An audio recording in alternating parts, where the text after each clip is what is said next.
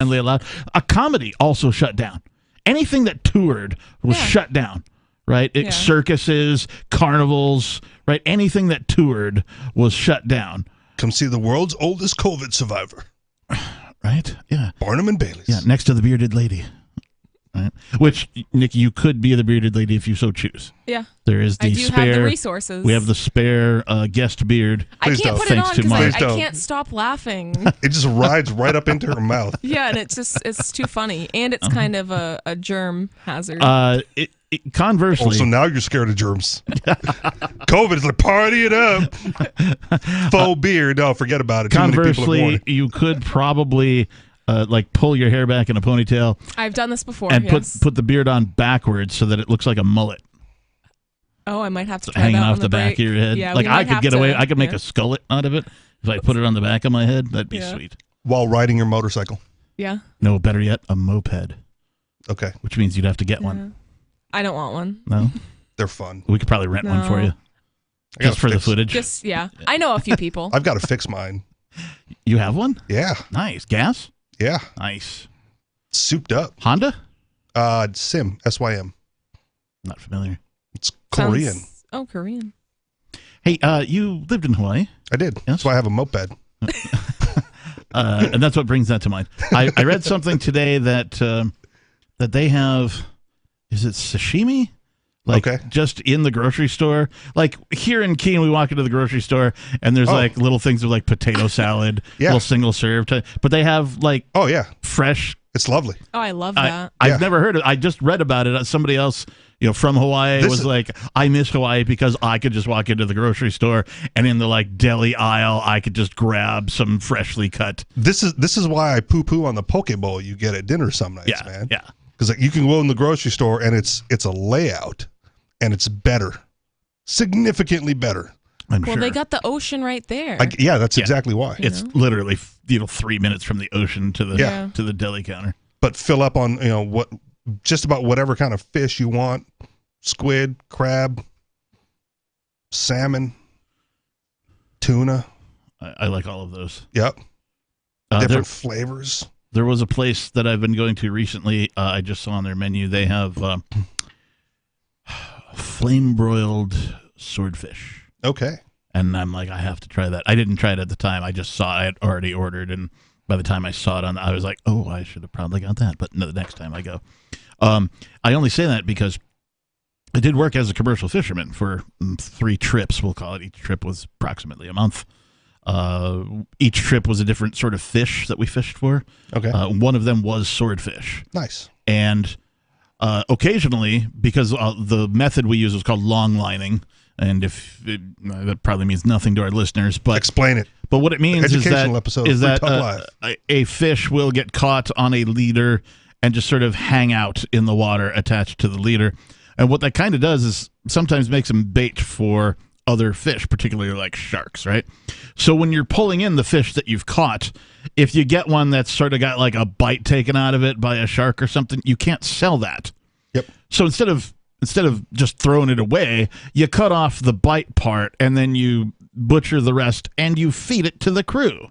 Yep. So I have had fresh caught swordfish. Nice. Like blackened with some Tony, I'm trying to remember, it's the green bottle Cajun seasoning in a cast iron pan, like fresh caught swordfish, blackened, and so delicious. Oh my God. And so I'm hoping to like relive that a little bit. And again, you might be disappointed then because your standard is so high now. But it's also been a couple of decades since I tasted it, so it might just be good enough that I'm like, oh yeah, this is great. I hope. I don't know. If not, I'll revert to the salmon. We try to cobble together some of the local recipes from Hawaii and cook those up here, and moderate results. Yeah. All right, so we're doing something new today. We're pioneers, if you will, on Free Talk Live. Because it's the first of the month. Yeah, no, we're not welfare radio hosts. Okay. We're not doing the show because it's the first of the month. I mean, it is the first of the month, and we're doing the show. But we're actually giving the listeners, I don't remember the percentage, 20-some% more show than previous shows. Cool. Give it in total time, because that's what I remember. What is it? 24 extra minutes. 24 extra minutes of show. And so, like, normally during this particular minute, we would be at a commercial break, which we're not right now. So Captain Miller, like, I gotta fill time because I'm not used to talking for this long in a row. Fortunately, I have you, and you're doing a magnificent job of filling that time for me. Spot on. Bang up, Joe. Bang up. Cheers. Chip, chip. Cheerio. Cheerio. So I wanted to talk about, Nikki, you brought in this article, and I have titled tonight's show, The Dynamic Doulas. Oh, I love that. Now, for those of you who are old and you remember the original Adam West, Burt Ward version of the television show Batman, right? They always referred to them as the dynamic duo. Oh, yeah. And so when I saw the headline and skimmed the article about these two doulas, I thought the dynamic doulas would be an appropriate name, appropriate title. And I would have went with the Saturday Night Live cartoon. The ambiguously... What? Doulas? Ambiguously gay duo. Doulas? Okay. I mean, you can change it if you want to. But we don't know if they were gay or not. They were ambiguously gay. We know they were ambiguously gay. That was in the title. Not the doulas, though. Not the doulas. But the duo. The duo. So I don't know how the Saturday Night Live title would apply to the dynamic doulas. The same way the Batman and Robin applies to the duos. It's just another duo. Well, okay, but we have facts to support... Batman and Robin. The dynamic doulas, in that there were two of them. Okay. And they both were acting as coaches. Okay. Talking a man. Yeah, the husband, father. Through the process of natural childbirth. Okay. As an emergency situation. Which I've actually had to do before. Whereas we don't have any facts that suggest that these two doulas who interacted by telephone only were either gay or ambiguously gay. Okay. We don't have any that they weren't, but I'm just saying that the evidence is less. I still don't know how that makes them more like Batman and Robin. Because they were dynamic. Okay. Instead of ambiguously gay. Okay. Carry on. My wayward son. There'll be peace when you are gone. No. Yep, carry on. Lay your weary head to rest. Nikki, am I reading this? Is that what's going on? Yeah, if you want to. Hang on. Might as well. What else we got to do for the next? This is from today.com.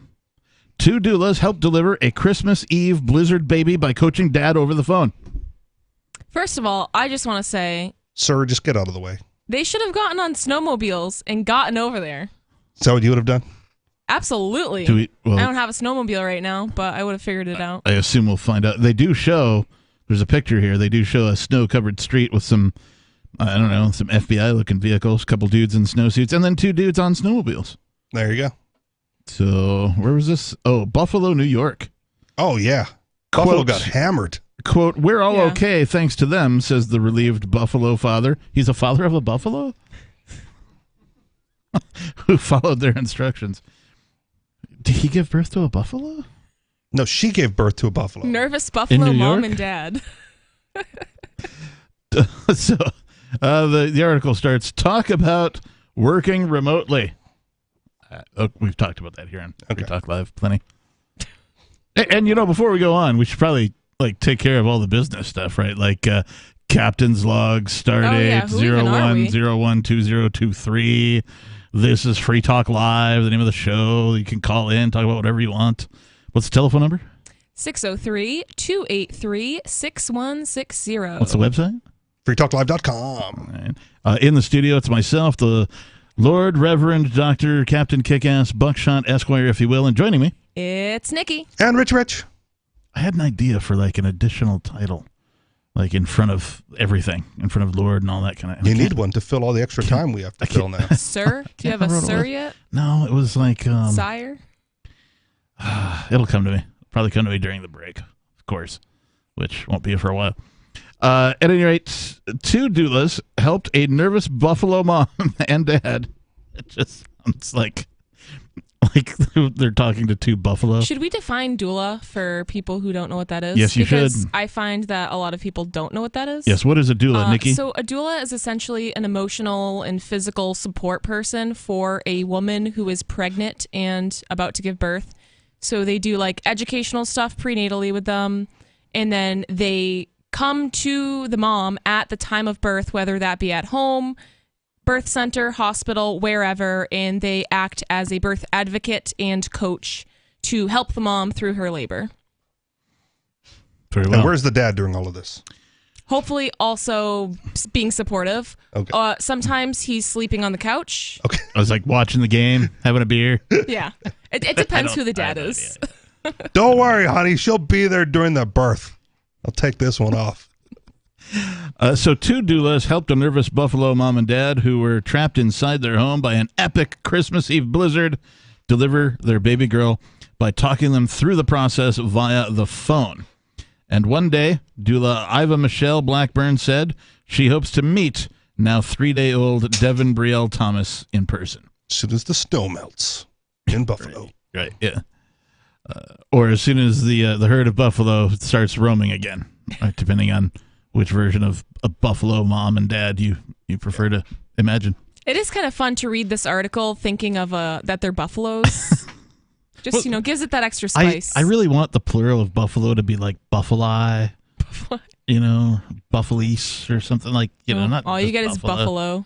Have you ever looked up like the longest one-word sentence in the English language? It's like buffalo, buffalo, buffalo, buffalo, buffalo, buffalo, buffalo, buffalo. Something like that. I think it's 8. It might be 9 or 10 buffaloes in a row. Apparently makes sense. Yeah. It is considered an actual literary sentence because of the many definitions of the word buffalo. Right. You have to infer the appropriate meaning for each one of them in the list of buffalo as you say buffalo. So, yeah, there you have it. Longest sentence with the same word repeated. The more you know. And as a sports guy, the Buffalo Bills. Why is the mascot a bill, but it looks like a buffalo? I just think of the Beatles song. Hey, Buffalo Bill, who did you kill? Buffalo Bill. Buffalo Bill killed a buffalo, right? Did it? I mean, I assume that's why he got his Okay. name. How else do you get a name like Buffalo Bill unless you killed a buffalo? Well, then why is it not the mascot on the helmet? Well, they're called the Buffalo Bills. I got it. So that's why the buffalo. I got that part. Yeah. Why'd they come up with the Bills part after the buffalo? I don't know. Could have been the Buffalo Buffaloes. Maybe they wrote a bunch of laws or something. I don't know. Buffalo Bill. Always seems silly. 'Cause I don't know what a bill is. I'm just a I just see bill. the buffalo on the helmet. Maybe The buffalo's name is Bill. Is that what it is? That must be what it is. No, they experimented with interspecies erotica, and they had a duck mate with a buffalo, and they got the Buffalo Bills. That's it. Must be. Then that should be the mascot on the helmet. Buffalo with a It is. Exactly. duck You bill. just can't see the bottom half. Alrighty then. At any rate, the article continues. We were using Facebook Messenger to communicate with her parents and coach them through the delivery. So I watched her being delivered on my cell phone, Blackburn told NBC News. I was in my living room with my mother and my kids while all this was happening. And when that baby started crying, we all started cheering. You would have thought the Bills made a touchdown. Because they're not going to win the game. It's like you guys have read this article or something. I'm pretty sure you didn't. Well, you did probably. Yeah. I did not. I'll be not honest. either, yeah. Okay. It is Buffalo. I like being skimmed it. surprised. Yeah. Devin's dad, Devon Thomas, said he would be delighted to formally introduce his new daughter to the 2 ladies who talked him through the delivery. We're all okay. Thanks to them, he told NBC News. As a matter of fact, we're all leaving the hospital in a couple of minutes. We're going home. We're going home. Screw you guys. We're going home. So they did go to the hospital. How'd they get to the hospital? That they're like snowed in. I thought the whole point was they had the baby at home. And the doula talked him through it. They did, but by the time they were interviewed, apparently they went to the hospital. They could have just stayed home. What a waste. Now yeah, I'm it's sad. like you just did this epic thing and then you ruined it. By going to fill out government paperwork. Well, yeah, exactly. It's like, okay, we had the baby. Everything's fine. But now let's go to the hospital. And document it for the state. And document it. Probably got him a social security number while he was there. Probably. Right? Birth certificate. Yeah. Like, oh, come on. Father put his name on it so he can be sued and held liable later. Yeah. Not taking my advice from last week, homie. No. Blackburn said that they were wrapping presents and watching the Buffalo Bills take on the Chicago Bears when she received a call around 2 p.m. Saturday from her friend and fellow doula, Ramonda Reynolds. For Blackburn, it was the start of a chain of events that ended with little Devin weighing 6 pounds 9 ounces, measuring 20 inches long, making her debut at 3:31 p.m. on Saturday. What a good dad. Didn't even wait till halftime. Just jumped right in there to help out. I thought she was calling to check in, a girlfriend check-in, because we were all trapped in our houses, Blackburn said of Reynolds. It turned out to be something totally unexpected. Devon's due date was Sunday, Christmas Day, and she was supposed to be delivered at Oishé Children's Hospital in Buffalo. But Mother Nature had other plans. Erica and Devon Thomas were trapped in their house by snow when Erica suddenly went into labor, Blackburn said. Devon Thomas, who is a sanitation worker, that's a nice way of saying a janitor. Or a garbage man. Yeah, janitor if you want to be a dick about it. Right? Okay. A sanitation worker. Called 911 repeatedly, but was told by the dispatchers they could not send anybody. And by 11:30 a.m., Erica's contractions were 3 minutes apart. Dun, dun, dun. At that point, I was like, this is going to be me. I'm going to have to put my big boy pants on and figure this out, Devon Thomas told the Buffalo News, which broke the story. With the help of a friend, Devon Thomas got in touch with a Facebook group of fellow Buffalo residents weathering the storm who directed him to Reynolds. Reynolds, in turn, contacted Blackburn for backup. Blackburn, who is also a licensed practicing nurse, said she has helped deliver anywhere from 50 to 100 babies during her career. But those were hospital deliveries, she said. I had never done it over the phone. Can we say something nice about social media now? Like he was in an emergency situation. Yeah, 911 said no. And he went, screw it. I'm checking out Facebook and got the help he needed. Yeah. Yeah. I mean, it's just like police, right? When seconds count, police are minutes away. Yeah. Right? Or not at all. Yeah. When seconds count, the statist systems, 911, are minutes away. Right. So we're not all that, nice towards social media as it stands now anyway. But look at this case. This time it worked out. I mean, okay, sure. Yeah. I like to rip on Facebook and Twitter from time to time. That's what I'm saying. But, I still believe social media is a game changer for humanity. Okay. So just to be clear on, how I stand on social media. All right. I just don't like the Twitter files. The FBI telling Twitter what to do? The FBI can go F themselves. Yeah. And Twitter for complying. Yeah. I had a question, too.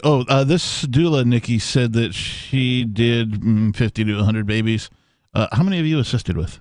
Probably around 40. Okay. All right. So you're in the pocket. Yep. Yeah.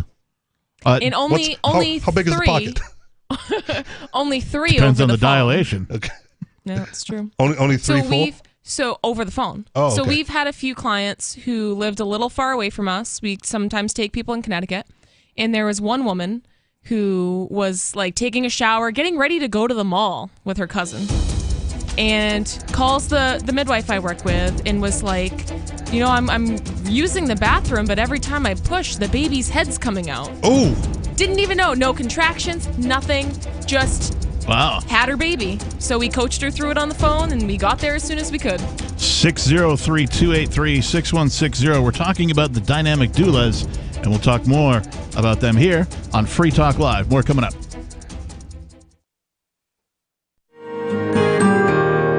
So the protection of life, liberty, and property is what the Free State Project is all about. But it's an effort to move 20,000 people who understand. It's about demonstrating to the entire country that, we can have a free market, a truly free market. Making it just a freer, great place to live. It's the world's largest voluntarist libertarian community, and it's only getting bigger. That's amazing, to be able to move to a place where other people passionately believe in being free and independent. What the Free State Project is managing to do, though, is to put their money where their mouth is. It's physically getting up across the country and saying, let's go someplace and let's demonstrate the power of these ideas. There's a lot of kind of philosophy that surrounds liberty. There's a lot of thinking about it and talking about it. But here in New Hampshire, people are doing it. 101 Reasons Liberty Lives in New Hampshire, a documentary by Free State Project Early Movers. Watch it free at 101reasonsfilm.com. 101reasonsfilm.com. From Feature Story News in Washington, D.C., I'm Benji Hire with a roundup of what's been making headlines in the past week. A week in which the world realised that COVID-19 has not gone away. Several nations, including the United States, South Korea, England and France, are imposing compulsory COVID-19 tests on all travellers from China.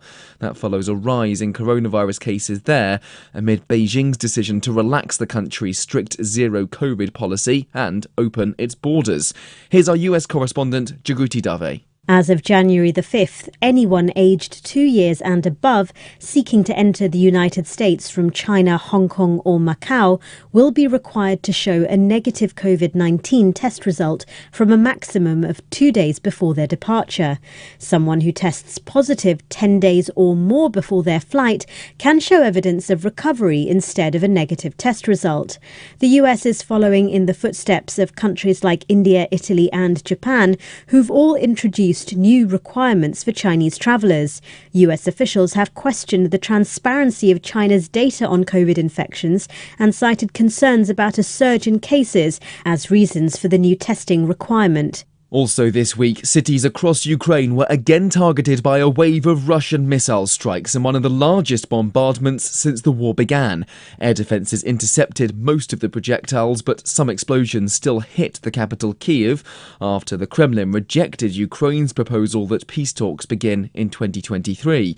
The head of the Western Alliance, NATO, has asked for more military aid to be sent to Ukraine, saying that would help bring an end to the conflict, as Trent Murray reports. In an end-of-year interview with the German Press Association, Jens Stoltenberg called on Germany and other Western countries to continue supplying arms to Ukraine. He said, quote, "It may sound paradoxical, but military support for Ukraine is the quickest way to peace." The NATO chief also made clear that he considers recent Ukrainian strikes on military targets inside of Russia to be perfectly legitimate, saying, quote, "Every country has the right to defend itself, Ukraine included." In Israel, Benjamin Netanyahu officially returned as Prime Minister for a record 6th term in office. The country's most religious and hardline government ever was formally sworn in after he successfully assembled a coalition with ultra-nationalist and ultra-Orthodox Jewish allies following last month's election.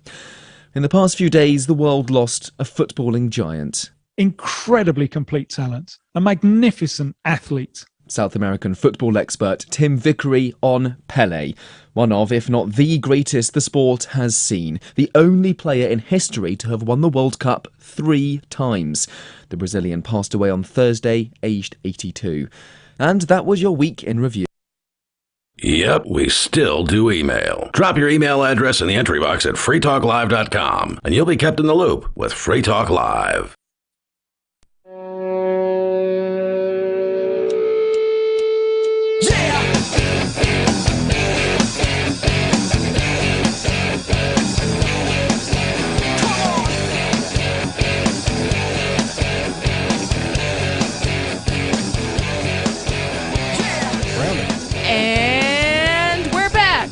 Sorry, Rich, what were you saying? I was going to try to get it off air, but I was saying you got to figure out the timing on this because there's not enough breaks anymore for everyone to. We have less breaks now. It's true. I know. Yeah. That's what I'm saying. It's the breakdown. It's the break dance. The breakdown. Can you pop and lock? I'm not going to pop or lock. How about top rock? Can you top rock? I don't even know what that is. Can you do like the backspin? Can you do the windmill? Oh, heck yeah. Did you ever wear flight pants? Me and my friends don't dance. We just pull up our pants and do the rock away. Lean back. And lean back. You can dance if you want to. You can leave your friends behind, but if friends don't dance, and if they don't dance, well, they ain't no friends of mine. No friends of mine. I told you, we all just do the lean back, the rock away. I can't sing my parody lyrics to that because it's illegal. Wah, wah, wah. For those words to be repeated on radio.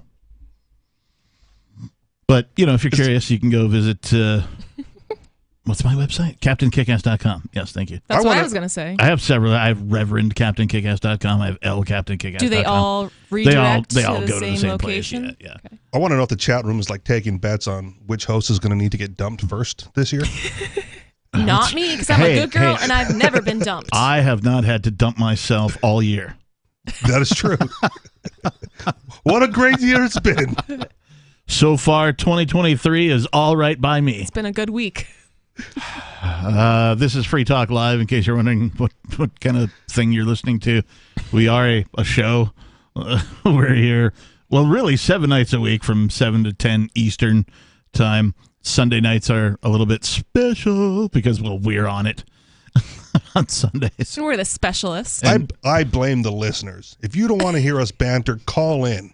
603 Pick up the phone. 283-6160. There you go. Yeah.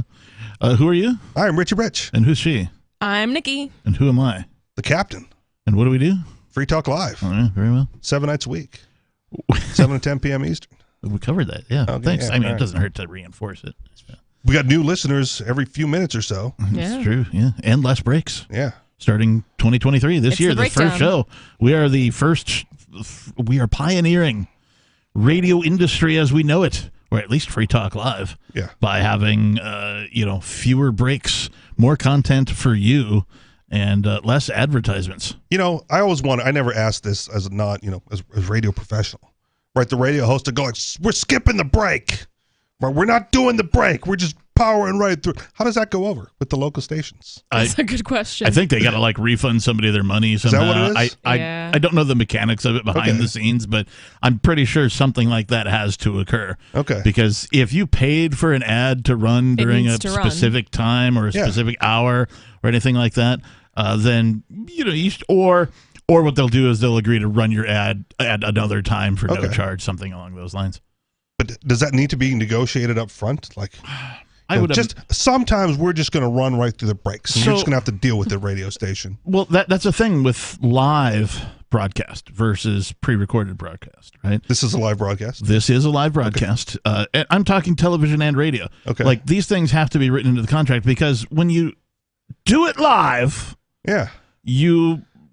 there's an element of the unknown that has to be sort of written into everything that you do. So if you're an advertiser and you're going to advertise on a live program, right, there is a chance, and I'm sure this is written into the contracts, there is a chance that something's going to go awry and for some reason they weren't able to play your ad during the second hour of a 3-hour program. But it wouldn't be a contract with Free Talk Live. It would have been with the local station somewhere down in Wisconsin.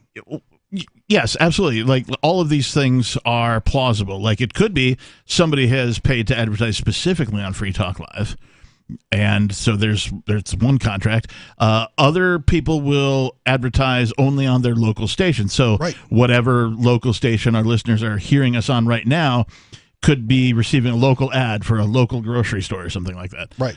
And we would have nothing to do with that, but there's a chance that they wouldn't get played if something went wrong with the live program. Because we just we're blowing through it. Right. And but there are things, written into these advertising contracts to cover that kind of stuff. I hope.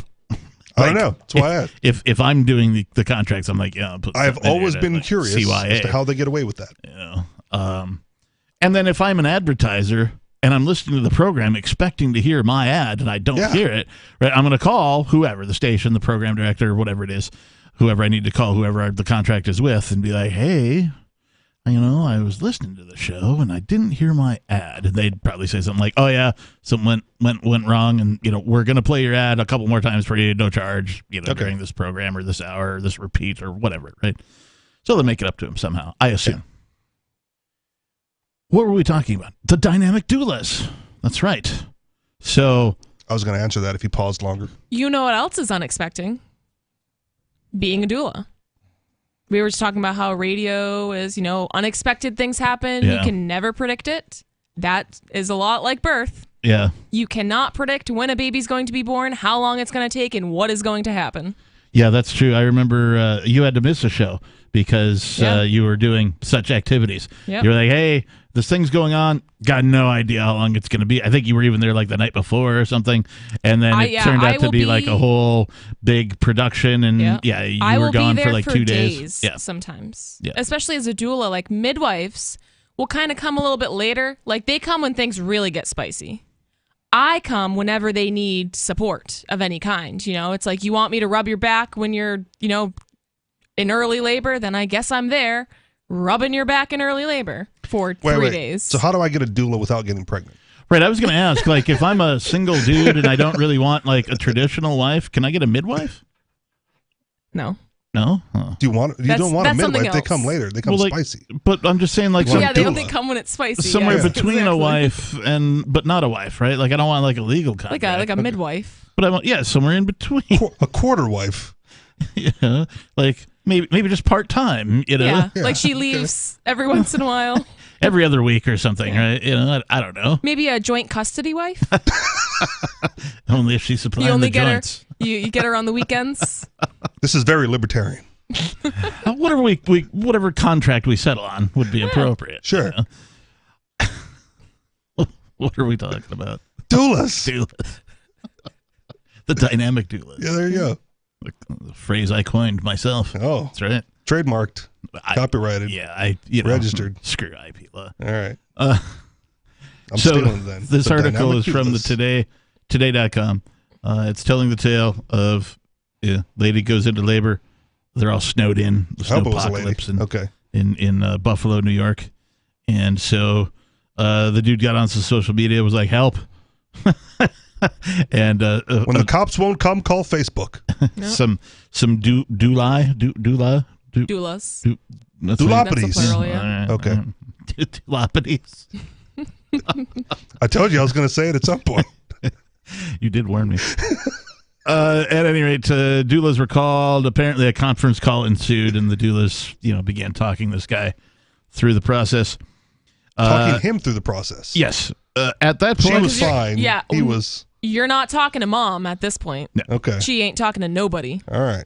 With the help of a friend, Devon Thomas got in touch with a Facebook group, fellow Buffalo residents weathering the storm, who directed him to Reynolds, who in turn contacted Blackburn. A conference call ensued. When Reynolds and Devon flickered on screen, Blackburn said the soon-to-be dad looked nervous but calm. I said to him, "Can you show me what the mom looks like?" Blackburn said.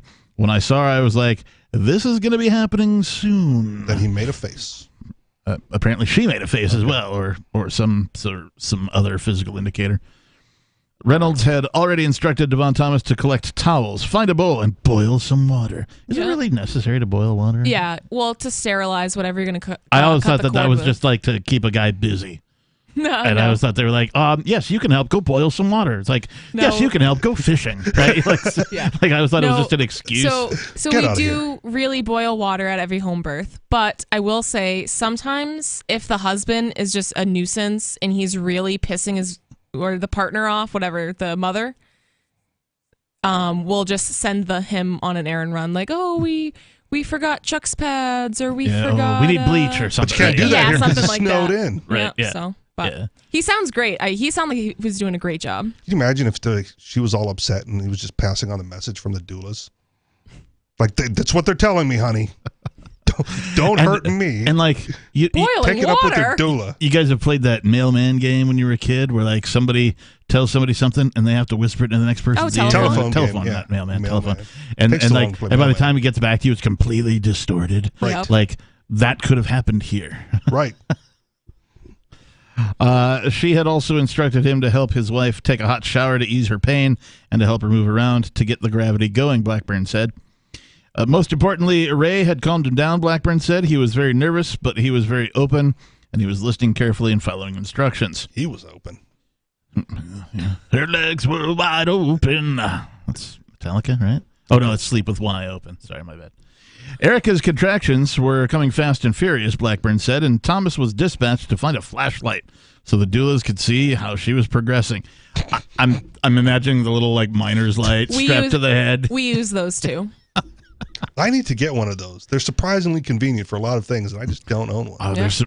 I don't own one either, and I've been meaning, like, perhaps we should, find one, or if you get one, we'll go in or whatever. Because every time it's nighttime and I need to look under the hood of my car or something, I'm like, damn it, I need one of those, but then I forget to buy one. I've always got my phone light, but then I'm, one-handed. No, it needs to be strapped to your forehead. Yeah. I learned that from Matt. He always has it on. Thomas was also dispatched to find a flashlight so the doulas could see how she was progressing. She let us know with a loud moan, Blackburn said of Erica. Moments later, Erica squatted down, and when the baby came out, Devon Thomas was there to receive his daughter with towels in arms. Beautiful. At first, Mom and Dad looked like they were both in shock, and the baby looked like she was in shock too, because she was alert but not crying, Blackburn said.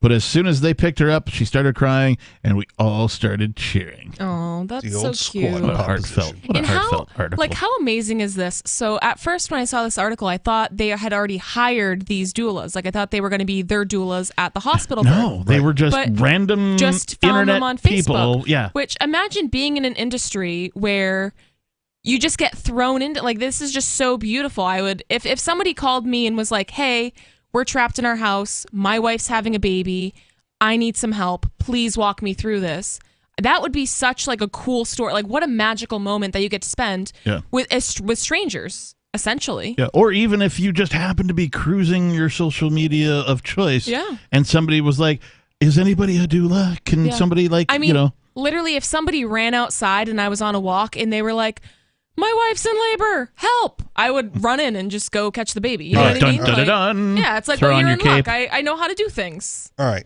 Is this something that you would do charitably? Because as a professional, right, someone's got to get an invoice. Yeah, I mean, if I'm just like running in, if it was a situation like this, I would not charge them. Okay. Honestly. Because most of my fee, obviously, so this is what it is. Most of my fee is because of prenatal care and being on call. Yeah, right. Like preparation and availability. A big chunk. If I'm on call for you for like from 36 weeks onwards, that's like 8 weeks, like 36 to 42 that I'm on call. Sometimes a little bit sooner if the baby's premature. Like I'm on call a long time. So that's a big chunk of my fee is just you reserving me for those like 10 weeks. If it was a surprise thing like this, I probably wouldn't, especially if I didn't have anything else to do. No, I just run in, whatever. I'm with you. I don't have these skills, but if I did, I think my preference would be to help first. Yeah. Hope that I don't get sued, right? Because you're doing a courtesy instead of being hired for the job. The ambulance also shows up in an emergency. But, not when you're snowed in and, 5 feet of snow, whatever the hell it was, the blizzard, right? So help first. Hope I don't get sued, and then also give the person that you help the opportunity to say thank you. Now that could be in a many different ways. Maybe they're poor and they can't, or maybe they hand you $20. Maybe they give you a gift card. Maybe they, I don't know, help you get more business because you delivered their baby. Call this girl, she was great. Give them a business card. It all comes around. I also want to share another story. So if, as a nurse, as far as I know, I am legally required. If there's a car accident or some sort of medical emergency, I am legally required, at least in the state of Massachusetts, from what I know of the law, if there isn't already paramedics or emergency services there, I'm required to go help. That's one of the reasons why I took CPR classes, but until recently did not get my certification. It's like, I do not want to be legally required to help anybody. So that's one of the reasons. Before I moved here, I was working, we'll call it an office job, and the office offered CPR classes to anybody that wanted them. And I was like, I already took CPR once in my life, so I kind of have an idea, right? You know the Bee Gees. Not personally, but, Barry's all right, I guess. Barry Gibb. Oh, anyway. Barry Bee Gee? I don't know. It's Barry the Hatchet. Okay. At any rate, what was I talking about? CPR. I didn't take the class because I looked up Washington state law, and it was that. Yeah. It was like, if you are certified in CPR, then you can be held legally liable for somebody dying if you're trying to give them CPR. This is why this doesn't make sense, because anyone can take a CPR class and then forget every single thing that they know. Which is likely what happened to me. Like, I likely wouldn't administer it properly. Yeah, like you're not like an ER nurse, like you're not like doing CPR all the time. You don't know necessarily how to resuscitate someone. But I also will say, bad CPR is better than no CPR. So if someone is literally dead, then like nothing worse can happen to them. They're already dead. Right. So banging on their chest, if you're counting wrong, if you're doing things wrong, if you're not doing rescue if you're not breaths, sealing the nose properly or whatever. Like even if you're doing no rescue breaths at all, you're just doing compressions, that's better than nothing because they're already dead. Yeah. Unless they have a do not resuscitate order and then they want to stay dead. So don't touch them. I like living, and so if I were the dying party in one of these scenarios, I would appreciate the attempt. Yeah. Even if they did it wrong and I died anyway, like, hey, thanks for trying, man. Well, you know what they teach you in the class? The first thing is like you point at somebody, call 911, we need help. This person needs to be resuscitated, and then you do all the things. A lot of pointing. Like one of the absolutely point. You got to direct traffic. Point and get confirmation. Get someone. All the steps. So similarly, Captain, when it was offered at work, I took the class. Yeah. I just didn't sign off on any of the forms. So you took it. You learned how to do it. I learned how to do it. You're just not technically certified. Well, because if it's my friend who's going down, I want to be able to know how to revive him. But it's some dude I don't like. Right. Screw it. I'm under no legal mandate to resuscitate him. I just kick him when he's dead. I guess I probably could have taken the classes and then thrown the exam. Yeah. Just did everything wrong and failed.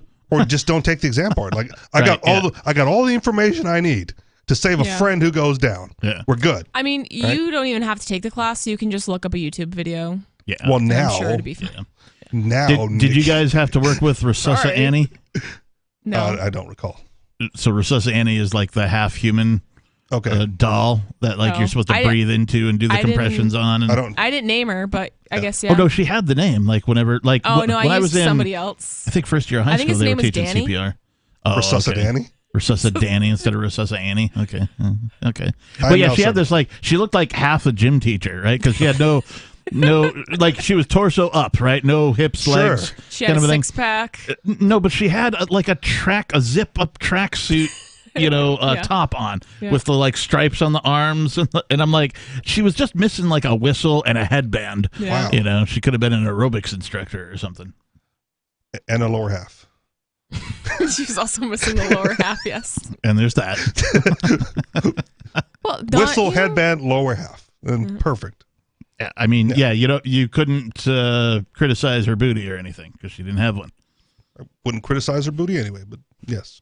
Why not? I don't know. Oh, okay. Not really my thing. You're doing CPR and you're like, her butt's kind of flat. I'm going to go. Yeah. Actually might help with the CPR. She ain't cute. I'm not waking her up. Jesus. You guys are horrible. I am. Horrible people. Last I heard, the article continues. Last I heard, everybody was healthy, she said. Thomas, in an interview with his hometown newspaper, had nothing but praise for Blackburn, Reynolds, and the aptly named truck driver who wound up driving them to the hospital, Angel Lugo. Wow. They needed a truck driver because the ambulance wouldn't come still. Oh, yeah. I mean, there's been other stories about pizza delivery guys like, hey, can you just knock on the door and make sure mom's okay because the cops won't go do a welfare check. Right. And pizza guy this goes, is what's disgusting because it's like they're stealing money from people to fund these services, but yet pizza delivery guys can still come to your house. I just don't. People who need the money have to go to work. Yeah. So I just don't understand if the roads are that bad, then because I'm thinking, oh my gosh, the ambulance can't come. It must be like 17 feet of snow on the road. It was. Back in the day. The pictures were close to So how'd pizza guy get there? Snowmobile. Well, back in the day, and probably to some extent to this day, like newspapers have died, but like back in the day, newspaper delivery people, not the kid on the bicycle, right? But like the people who drove around in the car at 3, 4, 5 in the morning, putting the newspaper into your mailbox, right? In their Datsun. Their beat up rusty Datsun, with like chains on the back tires because it was rear wheel drive, no 4-wheel, no all wheel, right? These were the people who got things done. Yeah. They were out and about. They were driving in the snow before anybody else. They would blaze their own trail through drifted snow, that kind of a thing. Way more so than anybody employed by the state. Well, or by corporations either, because like Buffalo was shut down. No one could go to work except the looters. Like they were out in force. I mean, depending on your profession, you got to know when it's time to punch the clock. And in the middle of a blizzard and a snowstorm, looters are clocking in. They were like, yep. They're like, word, nobody's here. Dude, where's my punch card, man? It was right here. No, nobody's here and the cops are not responding. Yeah. Free game. Angel also marveled at the technology that aided in the delivery of the baby. 20 years ago, we had no video chat, he told the Buffalo News, and even though Facebook can be messy sometimes, it's amazing what we can do when it's time to help somebody. Reynolds, Facebook didn't block the live feed while it was crowning. Right, yeah, like this is inappropriate material. False news, misinformation. Babies can't be born outside of a hospital. Right? Yeah, right. Surprised. Reynolds could not be immediately reached for comment. She's flying to Florida to take a cruise, Blackburn said. She deserves it. Wait, that's the mom? Or one of the doulas? Wait, the doula deserves a vacation after all of that? Blackburn. Yeah, I'm just confused because mom should not be going anywhere. She should be in bed. Dad should be deserving a vacation. He went, their last I name need is some Thomas. Help. Yeah, his football game got interrupted. His football game got interrupted? He was responsible for logging into Facebook in the middle of a football game to find the appropriate doulas? Like, he was on point, man. Iva Michelle Blackburn was one of the doula. Reynolds sounds like the other doula. Right. Okay. That does sound like a doula name. Reynolds. Need a doula? Call Reynolds. She'll be right there to wrap you up. It's a nice article to welcome the new year, right? New year, new baby. New life. Something happened that wasn't necessarily technologically available or at least planned for, and technology has helped some people get through an otherwise traumatic situation. It's a marriage of the old tech and the new tech. Definitely. Right? Home birth with Facebook. Yeah. Love it. Having worked in the technology industry for so long, I know of all this tech, and with the overreaction to COVID, of course, one company stands out amongst everybody else. That's Zoom. Oh yeah, everybody's been on a Zoom conference. They made now. a killing. Zoom sucks. But that technology, they're not the only player on the block. There's other. There's like Jitsi. Yep. There's I think Slack has a version of video conferencing now. I'm trying to remember. There's a whole bunch of other players that are doing this kind of thing. The OG Skype. The OG Skype, yeah.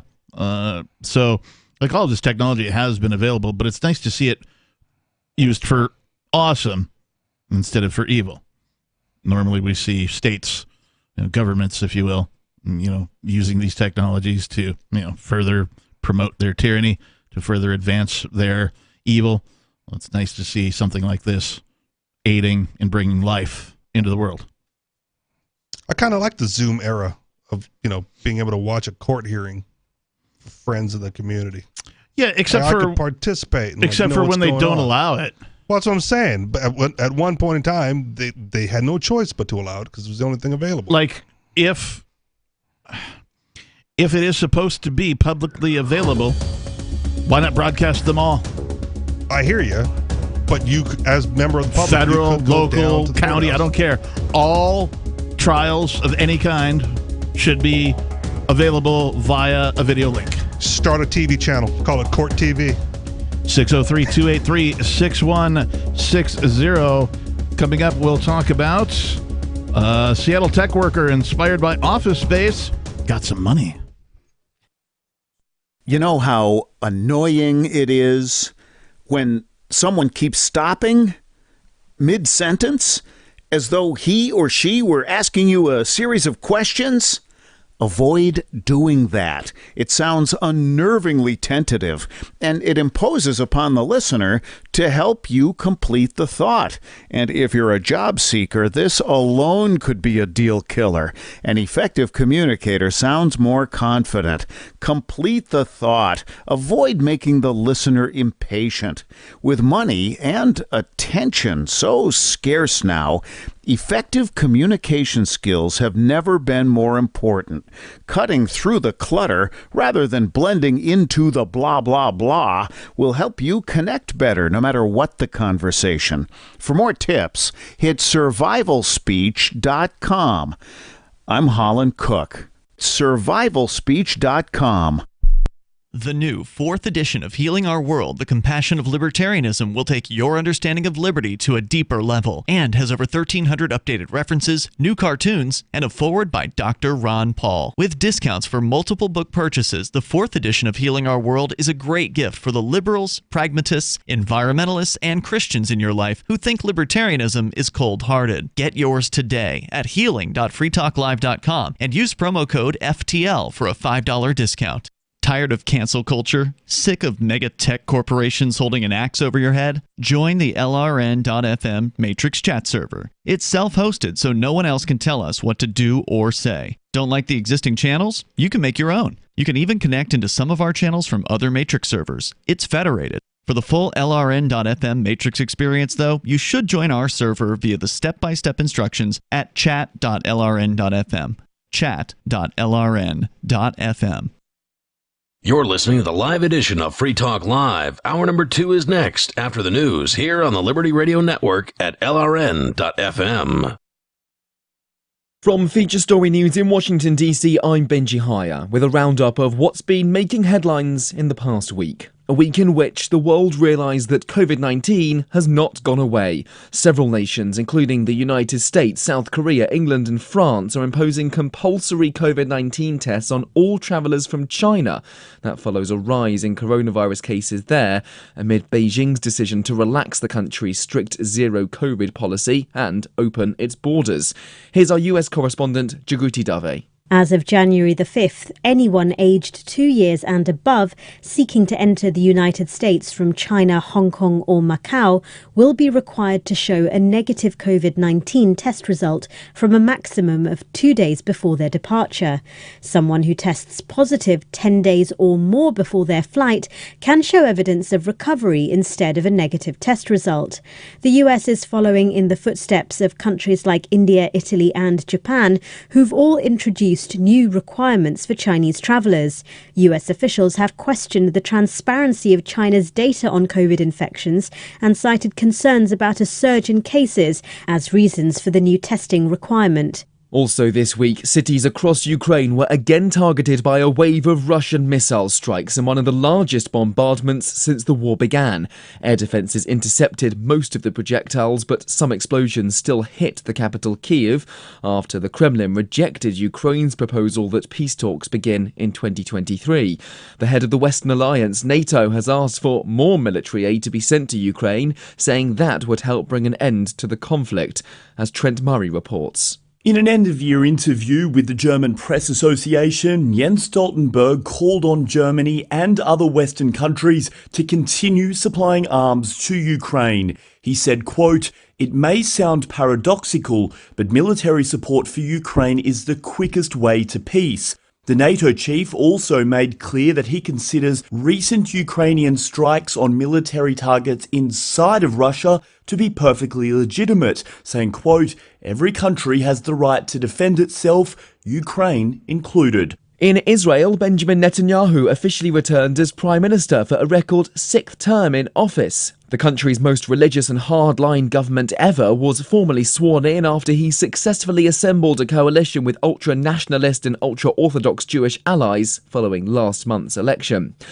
Rescue operations are continuing in northern New York, battered by a snowstorm which has claimed the lives of at least 60 people across the US. Jody Jacobs is in the Empire State. Buffalo City administration have been criticized for its handling of the entire situation. Part of the criticism has been regarding the city's preparedness, including the timing of a travel ban. Mayor Byron W. Brown has defended the accusations, saying the city was absolutely capable of dealing with snow from a storm of this magnitude. At least 25 people are dead in the Philippines, where rains triggered flash floods. Our South Asia correspondent Ishan Garg has more details. Officials say nearly 500,000 people have been affected and about 81,000 have been evacuated to shelters. It's now caused severe damage to power lines and infrastructure, leaving thousands without electricity or drinking water. Officials say rescue operations are still continuing, but the damage to property is extensive. Philippines faces more than 20 typhoons and storms each year.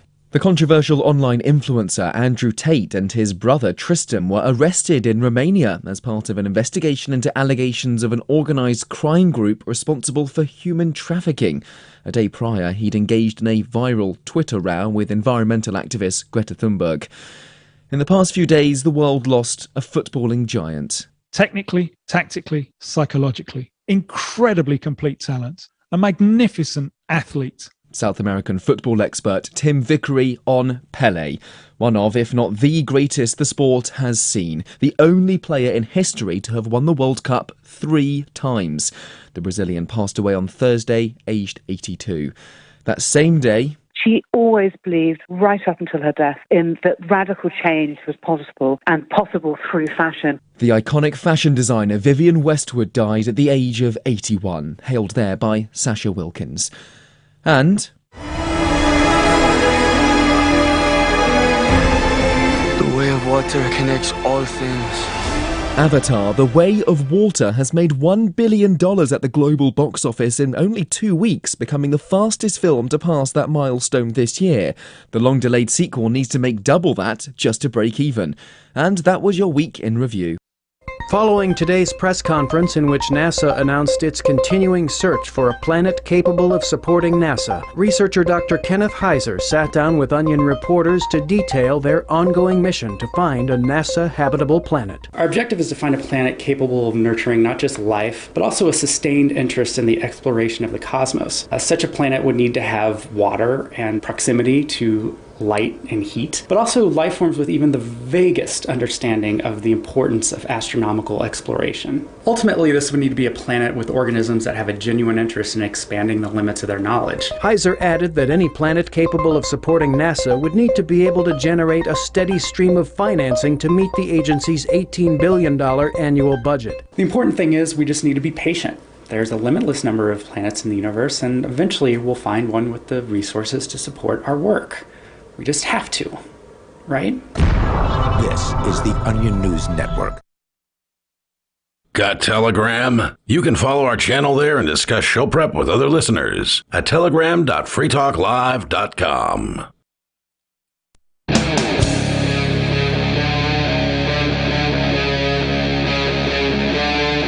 Free Talk Live. Everybody point at Richie Rich.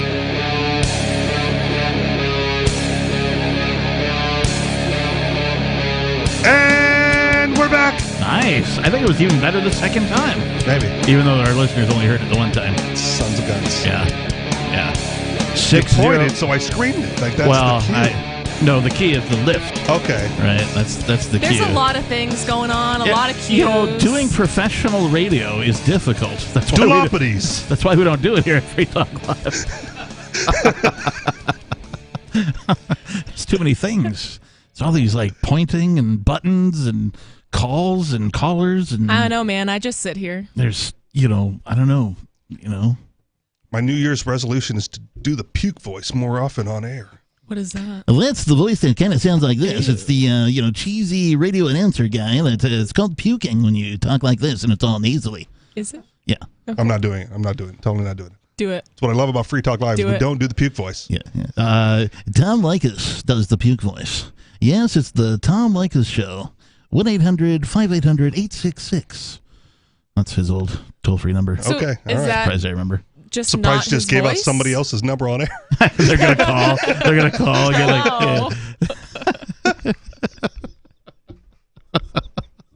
like, Our number, however, is 603-283-6160. Tell me who that guy is. That's Richie Rich. Tell me who this girl is. That's Nikki. Tell me who I am. You're the captain. What do we do here? Free Talk Live. Yeah. What is it? It's a talk radio show where we talk about things from the perspective of peace and freedom. Very well. So, last segment we talked about the dynamic doulas. And that is a pair of, apparently you can phone it in now if you're giving home childbirth. If you're a doula and need work, just hang out on Facebook until someone messages you. That's usually what I do. I've actually gotten a lot of business on Facebook. That's why I refuse to delete it. I get so many clients from Facebook.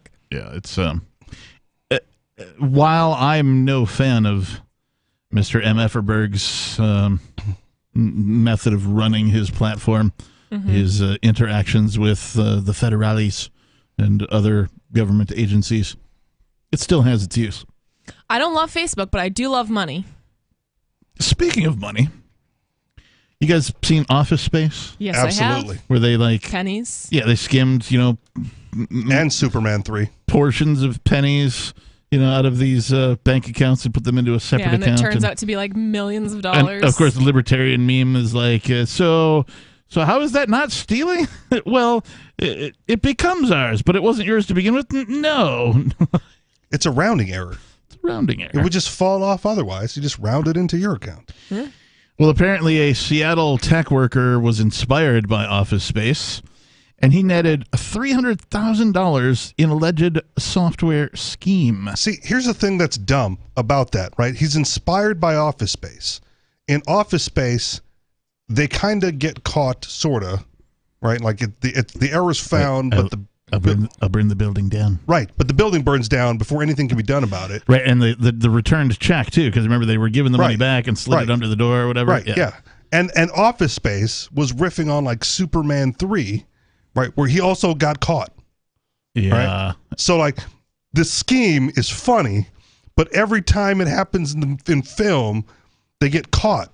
And so I don't understand why, someone who's inspired by the movie goes like, oh no. Well, this is real life. So in real life, he's definitely not going to get caught. Okay. It's not Except real. he did. Yeah. So, yeah. Except that it proves this, the meme. We'll talk more about this particular gentleman and how he allegedly received $300,000. And it'll be allegedly, even if he's found guilty by a jury of his peers. Yeah. But first, let's go to Jerome in South Carolina. Jerome, you're on Free Talk Live. Yeah, I just got a couple of stories here I got to ask you about. All right, but can you turn down whatever's in the background?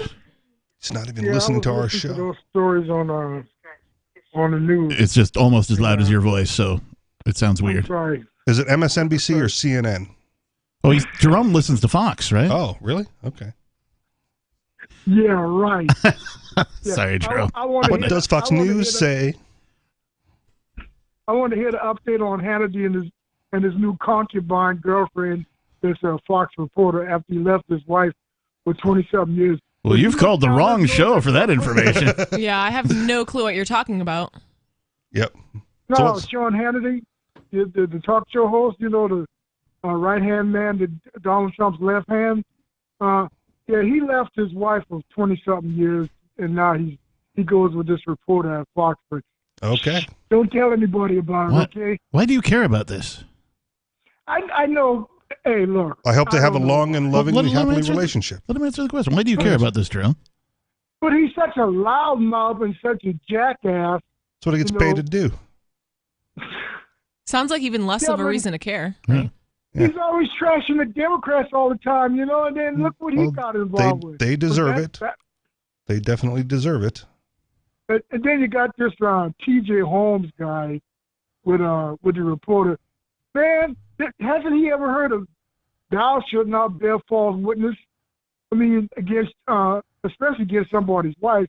But then again, he's married, so what the hell does he care? Hey, twice, and having affairs, and now he's with her. Is this really what you wanted to call Free Talk Live about? Yeah, I really? got to vent my spleen a little bit. I mean, hey, I haven't called you in like about a week or so. Did you say you wanted to vent your spleen a little bit? Kind of, that's what that was about. You are rivaling Major Payne with your descriptive terminology. So to speak. But and then you got Nick Cannon with his 12th child. Is it me, or do I find stories like that repulsive, or is it just me? I'm becoming a conservative? God forbid that could ever happen. No, Jerome, you should become a libertarian. No, Yes. That's just a conservative and drag. No, it isn't. I mean, well, to me it is. I mean, there can be, but at least on this show. But that's the point of libertarianism, is that you should be accepting of all people who desire for freedom.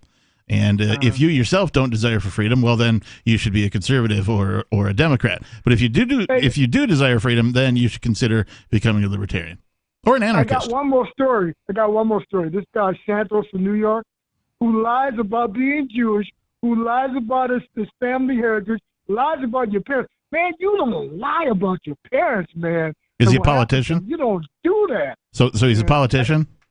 Look, I lost my mom over a year ago, okay? And I think about her every... That has nothing to do with politicians. So this guy you're complaining about is a politician. Yes, he is. So he's a liar. Why do you even pay attention? Why do you pay attention to liars, Jerome? Look, when the Republicans come off as really self-righteous sometimes. You're not answering the question. Why do you pay attention to liars? You know they're liars. They keep lying to you. They lie over and over and over again. It doesn't matter if they're Republican or Democrat. Why do you pay any attention, Jerome? No, I don't know they're lying till it's found out that they are lying. Horse hockey. I don't know, because I really don't know. How many times does a politician have to lie to you before you just know they're lying? Once. Yeah. So I don't think his problem is that they're lying. It's that there's hypocrisy coming from the right. Yeah. Yes. Right? They talk a self-righteous game. Comes from the left too. But the left doesn't talk a self-righteous game. The left just does things, and the right talks against it, but does the same thing as the left. So it's not the doing of the thing. It's the talking. It's the talking. Well, that's easily remedied by not listening. Okay. Like if I'm Jerome, I just stop listening to politicians altogether. My life is going to be way happier. That's what I did. And look at me. No, you're not. You'd be bored if you didn't listen to that. Because what would you talk about? Sports, video games, No, you wouldn't. Technology, doulas, medulla oblongata. I don't even follow. I don't even know what that is. Video game. I'm too old for that stuff, man. I wish you weren't. No, I ain't into They're that. fun and phenomenal. No, but hey, look, it's on the news. I watch the news, and so I guess I get caught up in it sometimes. I can't help it. All right, that's a a reasonable assertion. Yeah, a fair assessment. Appreciate that. In other words, I have a life, but it's not a big, big life. It's like kind of like a little small, insignificant kind of life, but it is a life. I mean, honestly, if I wasn't doing so much reading of news headlines for show prep for this one night a week, right, I would pay so little attention to what's actually going on in the world. Right. Yeah, honestly, me too. I don't care. Yeah. I implore Jerome, just, I don't know, try watching 25% less news. Like the next time you're like, I should turn on the news, just go, wait, no, I shouldn't, and go do something else. Go be productive. No, I know why I do it. See, I was like a C- student in high school, and I almost quit high school. My mom said, "Oh, no, you're not. I'm taking you back to school." And she walked me back to school that day, and I managed to graduate. So I guess it's kind of my way of like educating myself a little bit. I don't really have a college degree, and I was like a C- student. So, but I managed to get in the military. So, hey, I wasn't that bad off. I'm smart enough to do that. So. Well, you definitely don't need to go to college to be intelligent. Where do I even start with this guy? Like, I mean, my personal favorite pastime, so to speak, is reading. There's a ton of different awesome books that I've learned a ton of stuff about. Even YouTube, you can learn anything on YouTube, but the news is probably the worst place to get information or learn things because it's very biased. Even if I used to do the thing where I would watch Fox News and CNN to try to balance it out. Right. And then I started to realize that they're both liars. So I'm like, well, if I see both sides of the coin, then I'll get the full picture. But you don't get the full picture. So it really doesn't matter what you're watching on the news. It's all fabricated. You could go the other way, like Nikki's saying, like, I did this. I had 2 televisions. And so I would turn Fox News on one, CNN News on the other, same time, like primetime news, right? The 8 p.m., 9 p.m. news, the nightly news, whatever that was, that either station was running, their big primetime program. And I would see, oh, they're slanting it this way, and oh, they're slanting it this way. It's still slanted. But they were reporting the exact same stories. Yeah. And so that's when I sort of began to like it made me sick, really. Like I felt like this weird feeling in my gut that I'm like, oh, liars. This is awful. And when I was younger, I had 3 TVs, so I could watch Monday Night Raw, Monday Nitro, and play video games at the same time. Sounds like Richie Rich has got the right idea. I think if this were a contest, Richie Rich, you would win. Jerome, what's Richie's prize? What does he win? Nothing more fake than wrestling, huh? So that's what you want. Politics. Huh? It's amazing. You talk about lying. You talk about a lie. Come on. All professional wrestling is it's analogous to American politics. Sure. It's fake. Where both sides, whether they're good or evil, one can move from one side to the other, and then like when the show is over, they all go have dinner together and drinks and stuff. It's all just one big show, and there's no actual difference between one side or the other. I view it as entertainment, which it is, and it's also one of the greatest forms of storytelling available right now. I'm trying to come to grips with the fakery of soccer. Now you're going to tell me about wrestling. Oh, God. The difference is soccer pretends to be real. Yeah. Right? Wrestling. And wrestling doesn't. It doesn't. It doesn't. That cat was out of the bag a long time ago. Well, and I think, Richie, you said it nicely when it's entertainment versus somebody watching the news to get educated and to learn things and learn about current events. Wrestling's just something you watch to, like, chill out and relax and just enjoy it. It's sports. I get emotional. And it's a performance is what it is. So he's not relaxed. Right? It's a performance is what it is, right? It's the same thing as going to see like a live band. Sure. Right? That kind of a thing. It's just a sports performance instead of a musical performance. It's like going to see the Nutcracker and being like, oh, that girl really isn't, a flower or whatever. Yeah. She's not really a candy cane. How can you watch that when you know she's not really a candy cane? You know how it's going to end. Hulkamaniac. Hey, Richie, could you give me your best? Oh, yeah. Oh, yeah. Dig it. Step into a Slim Jim. Whoa. God. You're sick. Hey, Jerome, thanks for the call. We appreciate you. Woo. 603-283-6160 if you'd like to join us here tonight. Jerome is I like Jerome as a caller. He's a good person in that way. He gets so caught up in the soap opera that is the news and politics. You know what about Jerome? I feel like I don't know him personally, but it seems like he's an honest person. He always seems very forthcoming, and he has what I call noble intent. Yeah, so he seems like he's here to tell his story. It doesn't seem fabricated, or because he didn't tell us, oh, I went to Harvard and I'm a genius. He's like, no, I didn't go to college, and I'm just trying to do it the best I can to educate myself. Yeah. I respect that. Yeah. But it's just unfortunate because he's so obsessed with these politicians who are lying scumbags. And he's better than that. He's got some thoughts about what he's done in his life that I understand why he doesn't want to question them.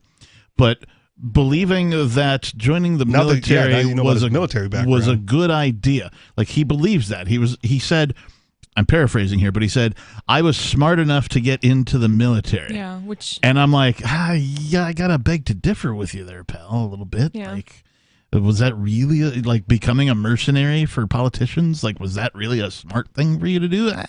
Explains a lot, though. It does. Yeah.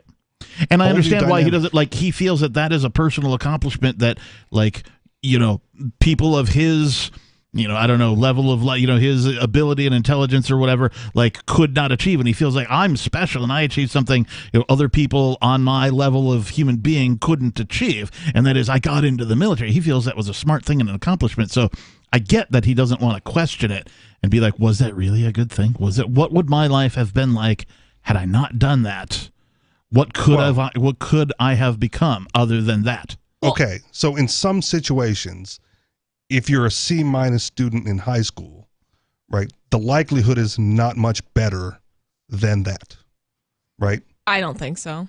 You think coming out of high school at that level of education, there's more productivity to be done in the free market arena? Yeah, absolutely. Okay. I didn't even finish my freshman year. I wandered the earth like Caine from Kung Fu. And by the time everybody else in my graduating class turned 18 and was either going to college or going to get their first jobs, I had 3, maybe 4 years of working experience on all of them. So I could go and get a job at a pay rate that was 3 to 4 years higher than what they could get at that time. Well, but if they went out and went into the military, they would also be getting 3 or 4 years of work under their belt just in the military. And you can make a career out of that, right? Yeah, and make significantly more money. You could also do HVAC or plumbing or anything that's I was going to say, productive. go take welding or carpentry or something, right? I mean, learn a trade. I mean, they make good money. Yeah. And they're needed, and they're very useful. Far more so than, I get it. The military, marketed themselves to people. Oh, if you join now and you serve your 4 years or whatever, you can get paid for college or whatever, right? You'll get free VA care for life and retirement, blah, blah, blah. Which is disgusting because back to the lies. Okay, sure, you get a free college. It's disgusting to poach young children because college is expensive and they just want to go to college. They're poaching them to this free education, whatever, promising them free healthcare. That is terrible. Yeah. You don't know how many horror stories I've heard about VA hospitals. It's all a lie. And then they come back with PTSD, depression, anxiety. They come back with, drug addictions and alcohol addictions because they're just trying to cope with what they've seen. Propensity for suicide. Yep. Yes, with what they've seen and what they, So it's a law. They don't tell you that. We're an hour and a half into the show, so at least 1.5 former military persons has committed suicide just in the time we've been airing tonight. Graduating with a C- GPA, you're not on a path to go to college. Yeah, maybe not. Right. Community college would take you. Maybe you could pay to go to a college. But like I said, you could go to a trade. Yeah. You don't need to. But trades require a little bit of education, man. You have they are the education. High school What's diploma. The trades are the education, right? You don't even need a GED to go to trade school. Sure. You can pay, just sign find up, go. an apprenticeship. You could find an apprenticeship, and you don't even need to go to the school. You could learn as an apprentice. But if your ability to educate yourself in high school is like a C- level, how well are you actually going to do in that apprenticeship that requires a little bit of focus? But it's different, and that's the thing. What you're learning in high school, like high school in real life is so different because I was failing classes in high school because I was so unstimulated and I was so depressed there. Like I was having so many social issues. Once I finally, when I was 16 years old, I did a dual enrollment program, so I was taking college level courses, like right under college level, whatever. I was in a different environment, and I started getting A's, straight A's and B's. Public schools will have you memorize and then recite to pass the test. That's not an indication of your ability to self-teach. There's nothing to do with critical thinking that you're learning in high school.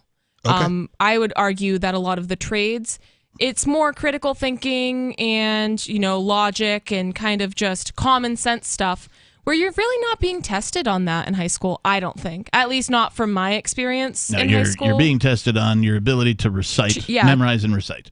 Yep. That's it.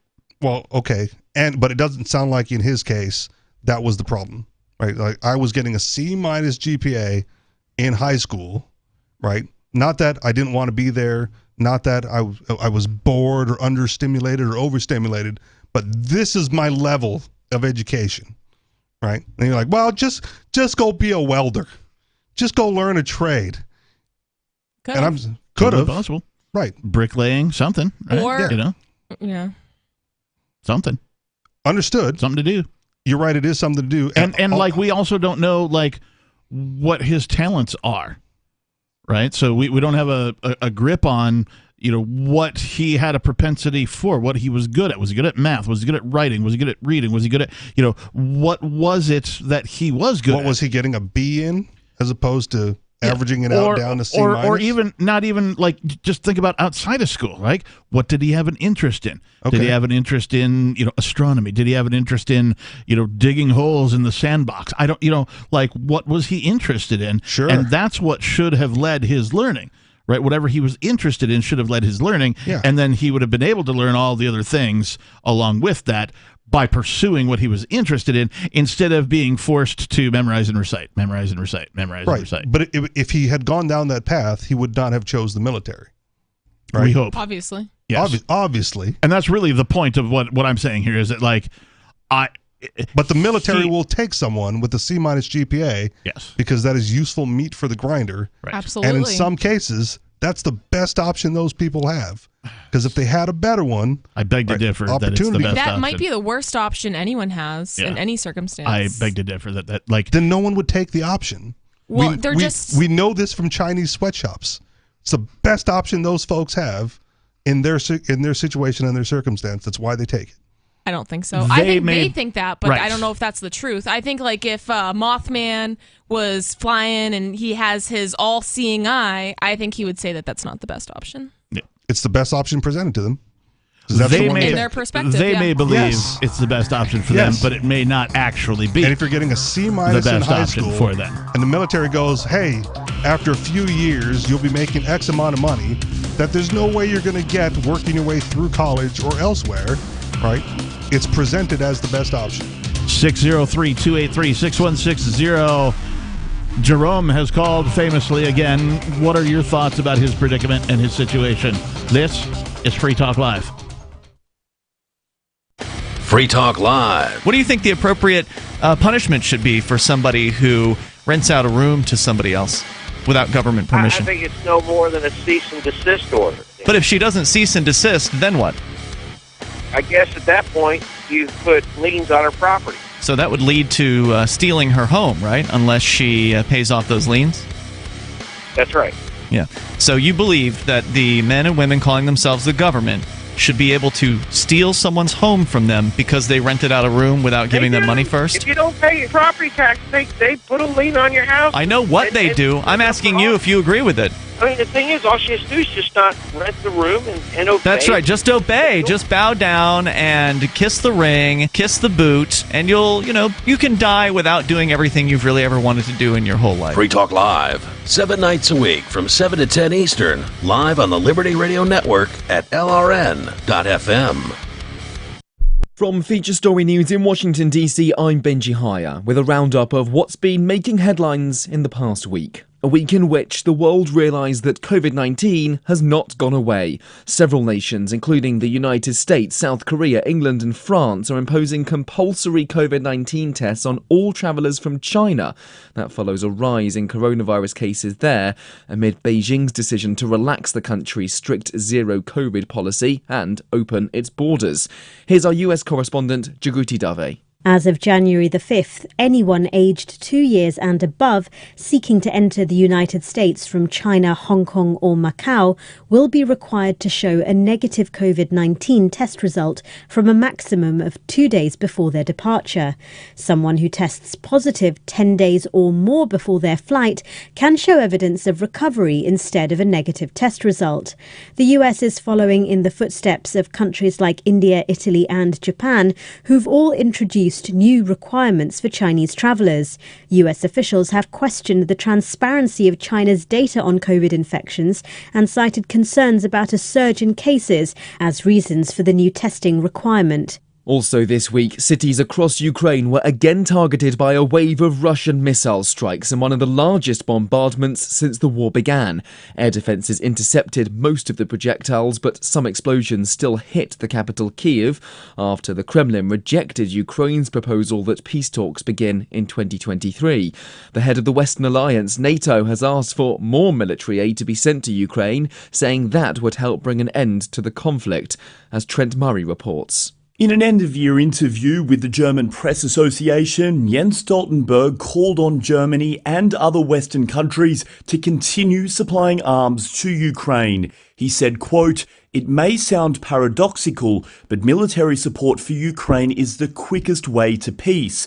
The NATO chief also made clear that he considers recent Ukrainian strikes on military targets inside of Russia to be perfectly legitimate, saying, quote, "Every country has the right to defend itself, Ukraine included." In Israel, Benjamin Netanyahu officially returned as Prime Minister for a record 6th term in office. The country's most religious and hardline government ever was formally sworn in after he successfully assembled a coalition with ultra-nationalist and ultra-Orthodox Jewish allies following last month's election. In the past few days, the world lost a footballing giant. Incredibly complete talent, a magnificent athlete. South American football expert Tim Vickery on Pelé, one of, if not the greatest the sport has seen, the only player in history to have won the World Cup 3 times. The Brazilian passed away on Thursday, aged 82. And that was your week in review. Our Matrix server is about as free as internet chat can be. Join the existing rooms or create your own at chat.freetalklive.com.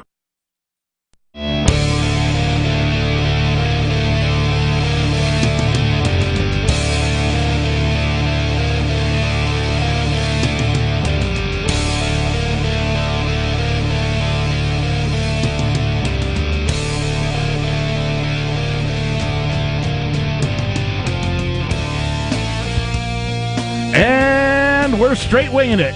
Whoa. Straight winging it. Straight winging it. Curve winging it. What was it? What was it that Jerome was saying? He had a word for wrestling. Instead of wrestling. Wrestling. Oh. Yeah. Wrestling. So we're straight winging it here on Free Talk Live. And by that I mean we've changed up our format a little bit so that you get more show and less commercials. And that's kicked off here today on this particular episode, the New Year's Day episode. Happy New Year to, well, all of our callers, hosts, co-hosts. Yeah, Happy New Year. And all that kind of stuff. I do want to tell you that this hour of Free Talk Live is brought to you by Bullion Max. Inflation is a real problem. The Federal Reserve's endless printing is eating away at your savings. Savvy investors are diversifying into the most stable assets in recorded history, gold and silver. Get yours from bullionmax.com/FTL without dealing with a salesperson. Your precious metals ship fully insured directly to your home. It's fast and it's easy. Free Talk Live listeners can get a special deal, employee pricing, on Bullion Max's Silver Starter Kit. Just go to bullionmax.com/FTL. The kit includes 5 ounces of silver from the world's most popular mints, plus you get a free gold back. It's my favorite part of this offer. Absolutely. Yeah, free gold back. Just go to bullionmax.com/FTL. It's the perfect time to invest in precious metals, so don't miss this limited time special offer. Start your new investment with bullionmax.com/FTL today. Right now. Go. You're in front of a magic rectangle. Go. Get your silver. bullionmax.com/FTL. And gold bags. And free gold back. The telephone number here in the studio, if you'd like to join us, is 603-283-6160. We still have yet to talk about this guy who apparently was inspired by Office Space and did something with some software that got him $300,000 and into some trouble. We'll talk about that. But let's go to your calls and thoughts. We've got Dodger calling from Michigan. Dodger, you're on Free Talk Live. Yes, lady and gentlemen. I'm not a big fan of centralized anything, especially when it comes to education. Cool, me something either. Something that always struck me as odd, even when I was in school. I've always been a student, and I hope to die a student. If I'm not learning something new, then I'm not progressing. I'm not actually better in my life. Having said that, I never understood why American students got 3 months off, and you end up having to spend essentially the first month back to school catching up on everything you forgot over the summer. That's a good point. I know that the school year is the way it is, supposedly, because back in the day when they first started these schools, they had to sort of cater to the farmers, and so you needed harvest season, fruit picking time. It's actually crap. That's crap if you actually look at the history. But that's not the reason I'm calling. I specifically wanted to bring up. Okay, well, but then why is summer? There's usually nothing to do in the summer. I mean, it's fine if you want to call, like, if you're saying that what I just said is crap, but you got to tell us what it actually is. Oh, essentially it was because rich parents wanted to take their kids out of the heat over during that time. A lot of it had to do with that, or at least that's my understanding. But they're inside, so how are they in the heat? Because there's no air conditioners back then. But then, if there's no air conditioners, then they're going to be hot. No, I just wanted to they would typically take them up north. Southern families, the richer families, would typically take the kids up. I don't mind being told that I'm wrong, but if I'm wrong, tell me what what the thing is, and so that gives me something to look at. Dodger, thank you. Go ahead and continue with why. And that's my understanding, and I apologize. No, that's fine. Just go ahead and continue with why you were calling tonight. Yes, sir. Again, I'm not a big fan of centralized, but the Japanese system seems as if it something about Japanese people, their culture. They're very proud of who they are. Yes. A gas station attendant is the proudest gas station attendant. He has to be the best. Or their culture, they want to be the best. And their educational system kind of reflects that because it kind of recognizes early on. So essentially, a Japanese high school doesn't exist for all Japanese people. Essentially, all it is college prep. A lot of times what will happen is after about the middle school or junior high school age, they typically determine, and maybe a lot of it's self-learning, I don't know, but this person is way more interested in trades. And so they're pumping out a lot more tradespeople than necessarily, in addition to, obviously, you need, the STEM, you need the sciences, you need the mathematics, you need a lot of that stuff. But the problem is everybody wants to work in the corner office and nobody wants to take the blue-collar jobs. And it just seems as if there should be a system in which, I guess right around the middle school age, somebody determines what they really want to do. Do I want to focus on preparing myself for college, prepping for college. I'm with you, and I think that person should be the individual themselves. Well, and I kind of have a solution for this. So I like the idea of shadowing. Mm-hmm. So if a kid shows interest in something, as they do very, very early on, right. And then they kind of, I think public school kind of crams all this stuff down their throat, and then they start to second guess themselves. And they're like, maybe I don't want to be an astronaut. Maybe now I want to be a school teacher or whatever. Yep. Whether they're becoming more realistic, because it might not be very common that someone's going to become an astronaut, right? Every little kid that's like, I want to be a doctor or an astronaut. Maybe they're getting more realistic, but maybe they're also like their creativity is being dimmed. So I like the idea of, if a kid wants to be an astronaut, like, or even something else, like whatever it is, allow them to shadow that profession so they can, in real life, see what's going on and see if they actually like it. Because, for example, I know someone who went to school for psychology, went all the way through, got into, because to do much with psychology, you kind of need a master's degree. By the time she got to the master's program, she said, oh my gosh, this is what I'm going to be doing. I had no clue that this career path that I was picking was like this. Right. At this point, she's hundreds of thousands of dollars in debt and drops out of grad school because she realized she didn't want to do that, but she never had the opportunity to shadow someone to see what that job actually was. I like the idea. I know when I was in school, at least, the high school students, like the seniors, they would have a career day, and they'd get people of different, professions to come in and talk about their profession. I like your idea. Go the other way. Instead of having them come to the school and talk about, have the students go to them and do, a day of apprenticeship or a day of, that kind of a thing to see.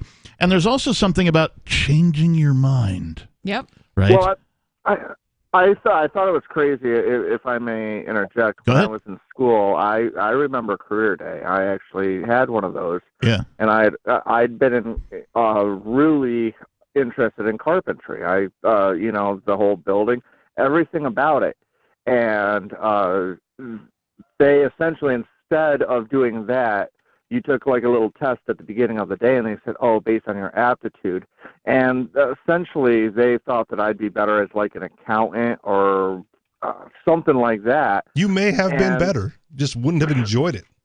Oh, yeah. And guess what I am today? I'm a carpenter. I tried going the route of business and all of that, but I ended up choosing the path that I had always wanted to choose at that point. And I would have loved to have just had the opportunity, as you mentioned, shadowing somebody. That sounds like a great idea, but with the modern educational system, that's just not going to be the reality for most people. John Taylor Gatto was doing it in the 70s. Oh, yeah, that guy is brilliant. If you've not read any John Taylor Gatto, I implore you to do, not just you, Dodger, all of our listeners, all of our hosts.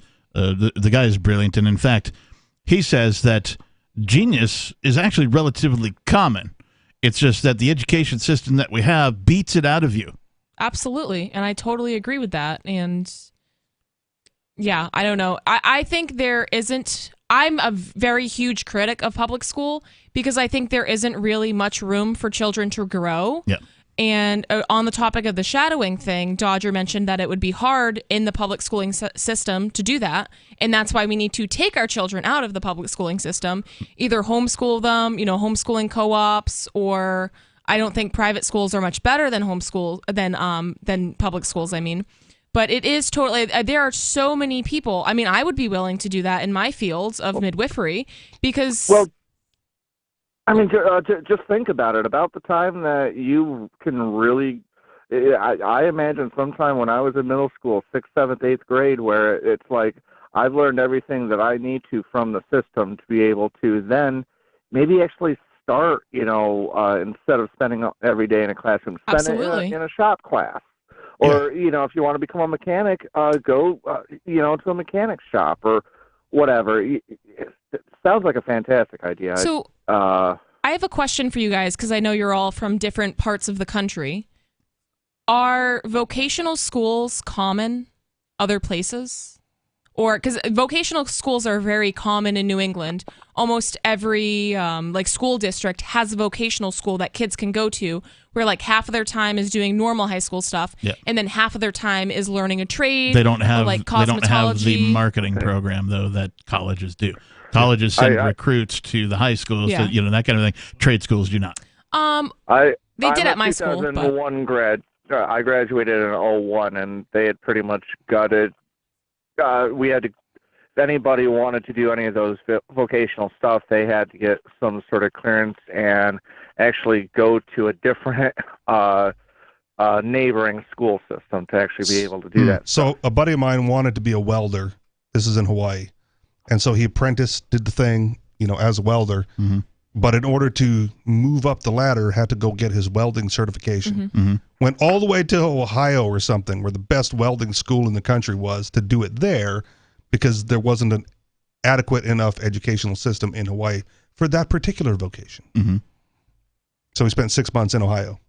Getting his certification. Right. Yeah. And then went back to Hawaii to get paid better. I think, going back to the educational part for a minute, we've seen lots of progress in homeschooling and certain, I want to say charter schooling, but that might not be the right bit, where they do what's called self-directed learning, where children are put in a room with a bunch of different stuff and the internet and all that kind of stuff, and we'll call them teachers, it's got to be a better name, the mentors, if you will, are there to observe the kids. And when the kids show an interest in a specific thing, like the kid looks around and is like, oh, look, a guitar, picks up a guitar, shows some interest in the guitar. Well, guess what? You're going to learn math. Learning about guitar, you're going to learn reading, you're going to learn a different language. It's called music, right? All these things can be taught, learned, absolutely, and internalized by a child far better and quicker than they can when somebody is sitting in rows and with a taskmaster and a stick and a chalkboard, because the child is showing interest in it, and it's just they're motivated to learn about it because they have the self-interest in this particular topic, whereas school beats that out of you. They don't encourage you to find stuff that you're interested in. No, they want to shove stuff down your throat, make you memorize and repeat. It beats it out of some people because, as Dodger said, he knew early on kind of what he wanted to do and was deviated from that path. But not everyone is lucky enough to know what they want to do or have the opportunity to figure that out early on. That's where shadowing comes in, where you can just go to different jobs and, be able to watch that person in their element. This may be a suggestion that's, I'm just going to tell you what I did. And if anybody's listening, if you're between, 16 and 25 years old, something like that, perhaps this is something you can consider. I did something that's known as job hopping for many years in a row. And all this was because when you first start to get jobs, you're only going to get entry-level jobs, where basically they'll hire anybody that seems rather competent, that they think is trainable at whatever the task is. Graduated with a C minus. Graduated with a C minus, right? So in order to find out what you like, what you're interested in, you got to go take a bunch of them. And so you take it and you get in there and you do the thing and you go, yeah, this sucks. And even if I stayed and I moved up, it would still suck. So I'm going to quit and I'm going to go find something else. And then you do that and you rinse and repeat, rinse and repeat, rinse and repeat, rinse and repeat. So you find something that you gravitate towards. And once you find that thing, all of a sudden you're like, oh, I'm home, right? For me, it just happened to be technology. Yep. Right. And I'm like, something where I'm never going to get bored. It's relatively fast paced. I get to solve puzzles, that kind of a thing. Like, these are all things that I gravitated towards, that I was naturally good at. Whereas school never brought that out of me. Nope. Not once. Well, I can say that it was always strange that I was in the advanced math classes and not in the advanced science classes, because those usually went hand in hand, and it makes a lot of sense. Yeah. Because I didn't retain anything that I actually learned in school.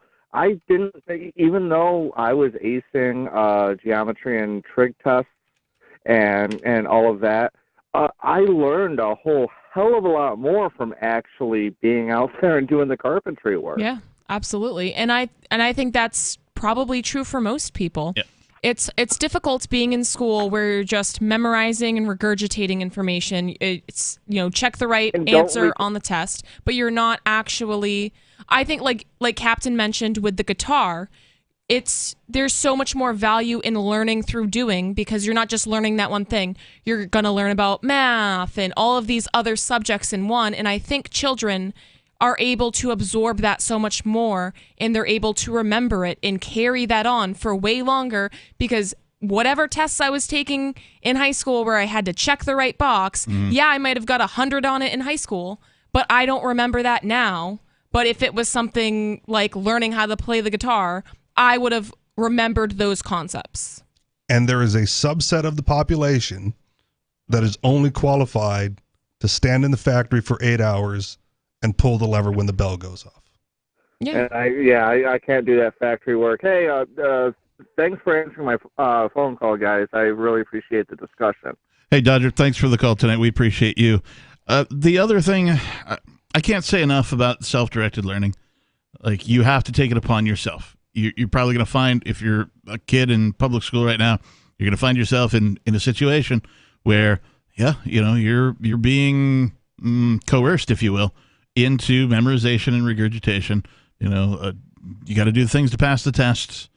If there is any advantage that you can take in your school system, take it. If there's some program that, like, your teachers are like, hey, you should go over here and do this, maybe do that. But figure out what you're into first and foremost outside of school and begin learning that way. They say, I'm trying to remember what the numbers are. I don't have them in front of me, but it only takes, less than a couple 100 hours for most, we'll say, grade school children to learn reading and writing and basic math, right? So it doesn't take very long. Outside of that, what are schools doing?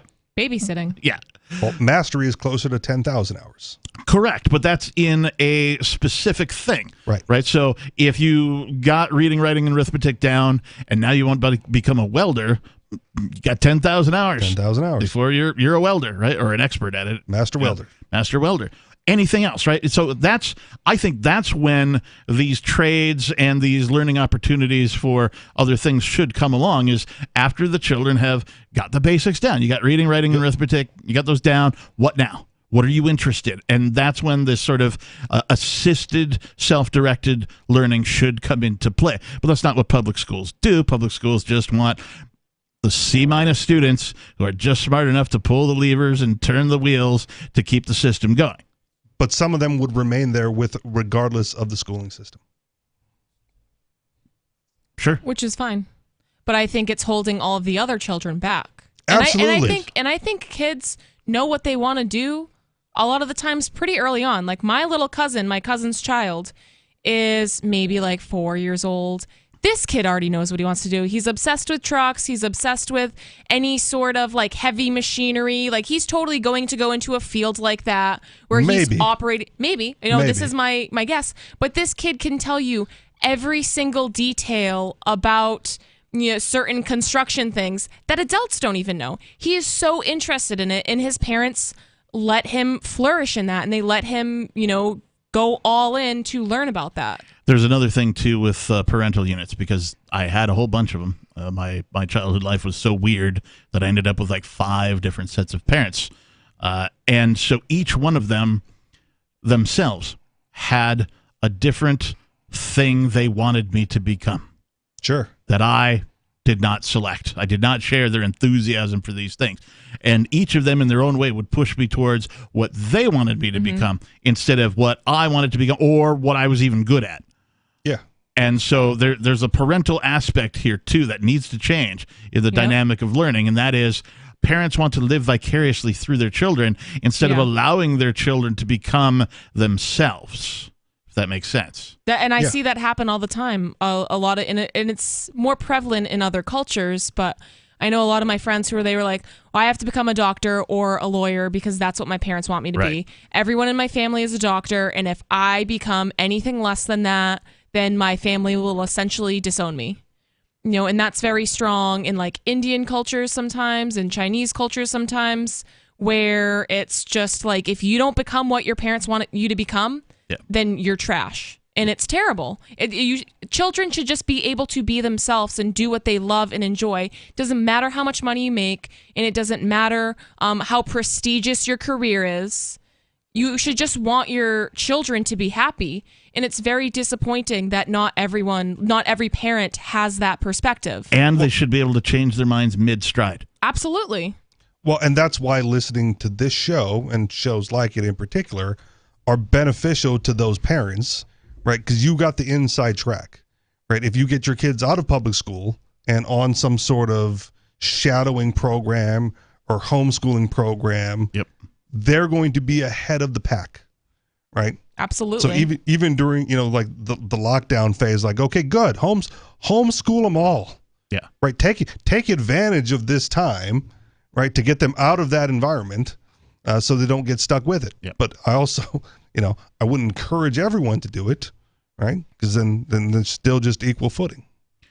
And the good news is, of course, even though most of the restrictions and lockdowns and all that kind of thing, unmasking, all that kind of thing, have been lifted in most places, homeschooling continues to increase in number of students. So that is to say, we did a bit on, I don't know if it was last week, on Free Talk Live Saturday maybe, where we talked about the fact that, oddly, even though public school is back in session and everybody can go, homeschooling is increasing. I think because families realize, like, before, homeschooling seemed like this unattainable thing. Like, we can't afford it, we can't do it, we don't have the means to be able to homeschool our children. Right.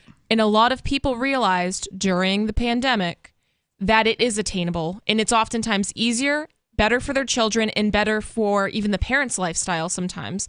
And it's never been easier to homeschool your kids. There are slews of online programs. There are tons of homeschooling co-ops. Right, I was going to say cooperatives are... I take the kids on Tuesday, and then, all you need is 7 families to be able to make that work, and you just got 1 day off a week. There it is. So there are just tons of different options that work great for kids, and it's not going to work great for every kid. Right. Some kids want to be in public school, and that's fine too. And there's parents who say things like, "Oh, we could never afford to do that. We're a 2-income family," and it's like, could you though? Yeah, if could you instead of your mortgage, your $3,000 mortgage, could you instead pay $1,800 a month for a decent sized apartment so that one of you doesn't have to work?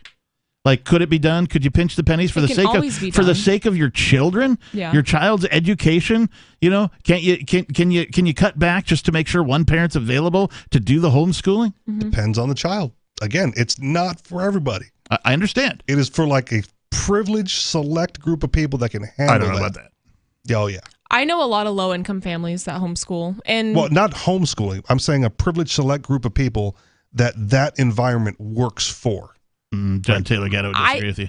I think homeschooling works. I don't have like actual statistics or numbers, but if I were to guess, I think homeschool would be better for the majority of children. And from what I've seen, I know a lot of kids. I know homeschool kids, I know public school kids, I know private school kids. It seems like the homeschool kids are the most intelligent and the most well-adjusted out of the bunch. Yeah, but I think that's correlation, not only causation. 603-283-6160. What do you think? Homeschooling, private schooling, public schooling? All of the above. What's in your child's best interest? This is Free Talk Live. Hour number 3 is next.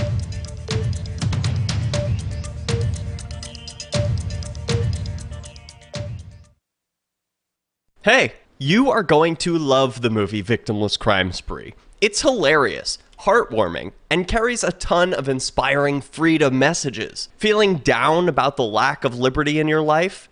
You need to put on this film with some friends and have a good laugh. It's a true story about me and my friends in New Hampshire living free, singing, dancing, and getting arrested. Of course, it's all on video, and the bad guys, the cops, judges, bailiffs, and sheriffs, they all play their part like it's out of a movie or something. You would think we scripted the whole thing, but it's real life. Go ahead and have a watch, and if it's been a while, have another look. I guarantee you'll notice things now that you didn't notice before. And the best part is that you're going to walk away feeling a renewed sense of your own power. You are the master of your destiny, and you will be free in your lifetime. Victimless Crime Spree. Are you tired of your taxes funding endless occupations around the world? Antiwar.com is run by people who understand that wars abroad become wars at home, wars on our freedoms. Antiwar.com is dedicated to bringing you the latest in news, views, interviews, and reviews from the top movers and shakers in the anti-occupation movement. Antiwar.com has it all, from thorough foreign policy analysis to interviews with whistleblowers who used to run the military-industrial complex. Anti-war, pro-free market. That's antiwar.com. If you want to know the latest about Free Talk Live before we go on the air, all you need to decide is how you want it delivered. It's your choice. Visit news.freetalklive.com to receive our usually weekly news updates by email. Plus, we have a Twitter account at twitter.freetalklive.com, and you can follow us on the decentralized Mastodon platform at toot.freetalklive.com. So please follow us at toot.freetalklive.com and sign up for our emails at news.freetalklive.com.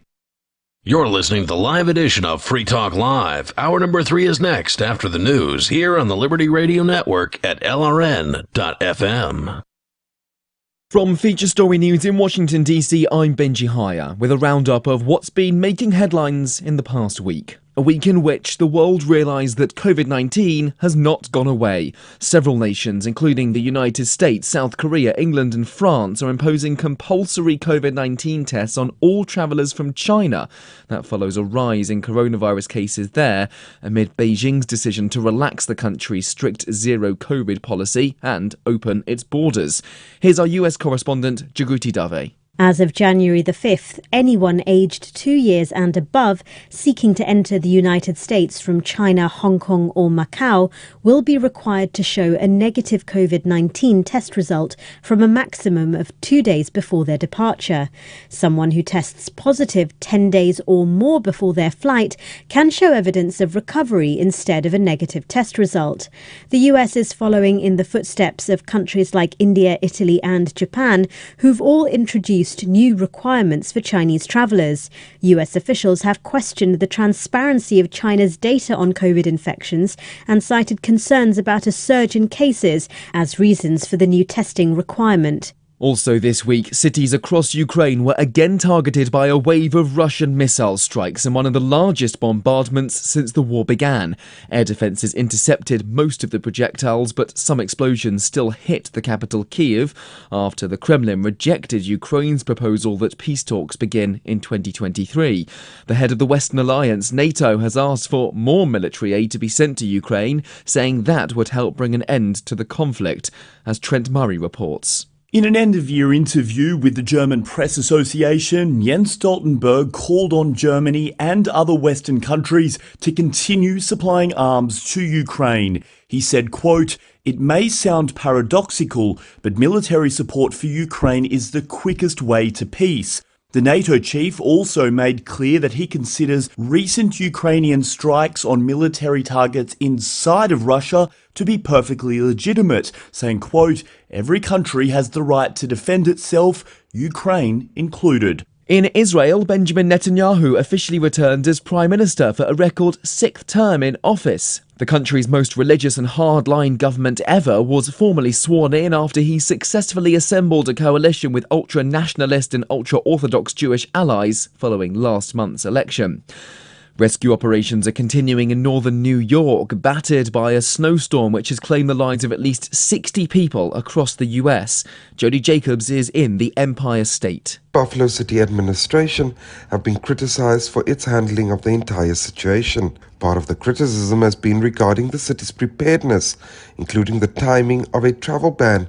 Mayor Byron W. Brown has defended the accusations, saying the city was absolutely capable of dealing with snow from a storm of this magnitude. At least 25 people are dead in the Philippines, where rains triggered flash floods. Our South Asia correspondent Ishan Garg has more details. Officials say nearly 500,000 people have been affected and about 81,000 have been evacuated to shelters. It's now caused severe damage to power lines and infrastructure, leaving thousands without electricity or drinking water. Officials say rescue operations are still continuing, but the damage to property is extensive. Philippines faces more than 20 typhoons and storms each year. The controversial online influencer Andrew Tate and his brother Tristan were arrested in Romania as part of an investigation into allegations of an organised crime group responsible for human trafficking. A day prior, he'd engaged in a viral Twitter row with environmental activist Greta Thunberg. In the past few days, the world lost a footballing giant. Technically, tactically, psychologically, incredibly complete talent, a magnificent athlete. South American football expert Tim Vickery on Pelé, one of, if not the greatest the sport has seen, the only player in history to have won the World Cup 3 times. The Brazilian passed away on Thursday, aged 82. That same day, she always believed, right up until her death, in that radical change was possible, and possible through fashion. The iconic fashion designer Vivienne Westwood died at the age of 81, hailed there by Sasha Wilkins. And the way of water connects all things. Avatar, The Way of Water has made $1 billion at the global box office in only 2 weeks, becoming the fastest film to pass that milestone this year. The long-delayed sequel needs to make double that just to break even. And that was your week in review. Following reports that local full-blown alcoholic Ken Matheson has such great friends that let him drink himself to death right before their eyes, the 32-year-old man spoke to reporters during a typical evening of binging with his closest friends. Man, these guys are like brothers to me. I don't know what I'd do without them. The chemically dependent man, who can reportedly always count on his friends to look the other way, facilitate belligerent behavior, and encourage his self-destructive impulses, informed reporters that the members of his tight-knit circle are, quote, the best buddies a guy could ask for. Can you just shut the fuck up? Seriously. Just shut the fuck up. I lost them. Back down. Keep going. What the fuck are you looking at? I love you, man. I love you. Check this week's Onion Review for further developments. I love you. Oh, God, I love everybody. This is the Onion News Network. You can stick it to the man and big tech. Join our FTL social mastodon at social.freetalklive.com.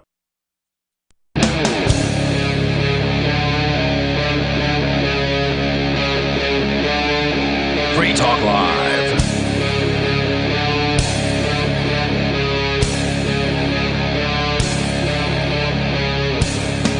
And we're back. 603-283-6160. We'll get to your calls and thoughts momentarily. Hour number 3 of this New Year's Day, the first edition this year of Free Talk Live is now underway. New format and everything. New format. Same hosts. Happy 23. I am the Reverend Captain Kickass. I'm Nikki. And Richie Rich. And we do the show on Sundays.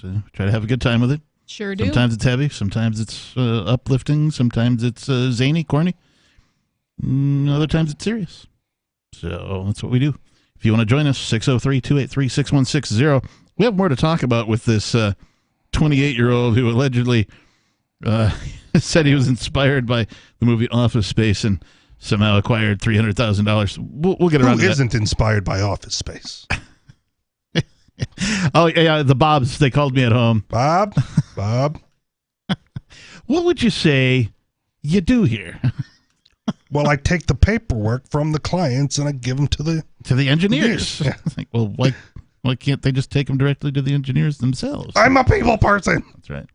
Anyway, let's go to your calls and thoughts. We have Robert in New Jersey. Robert, you're on Free Talk Live. Hi, how you doing? Good. What's on your mind? I was just, I was listening to you guys talking about the school, and I'm 63 years old. That's all I had was shop classes. Oh, I love shop class. Yeah. It was 6th, 7th, and 8th. I had metal shop, so I got to use all that stuff. And they had wood shop. So, I mean, I don't know what happened.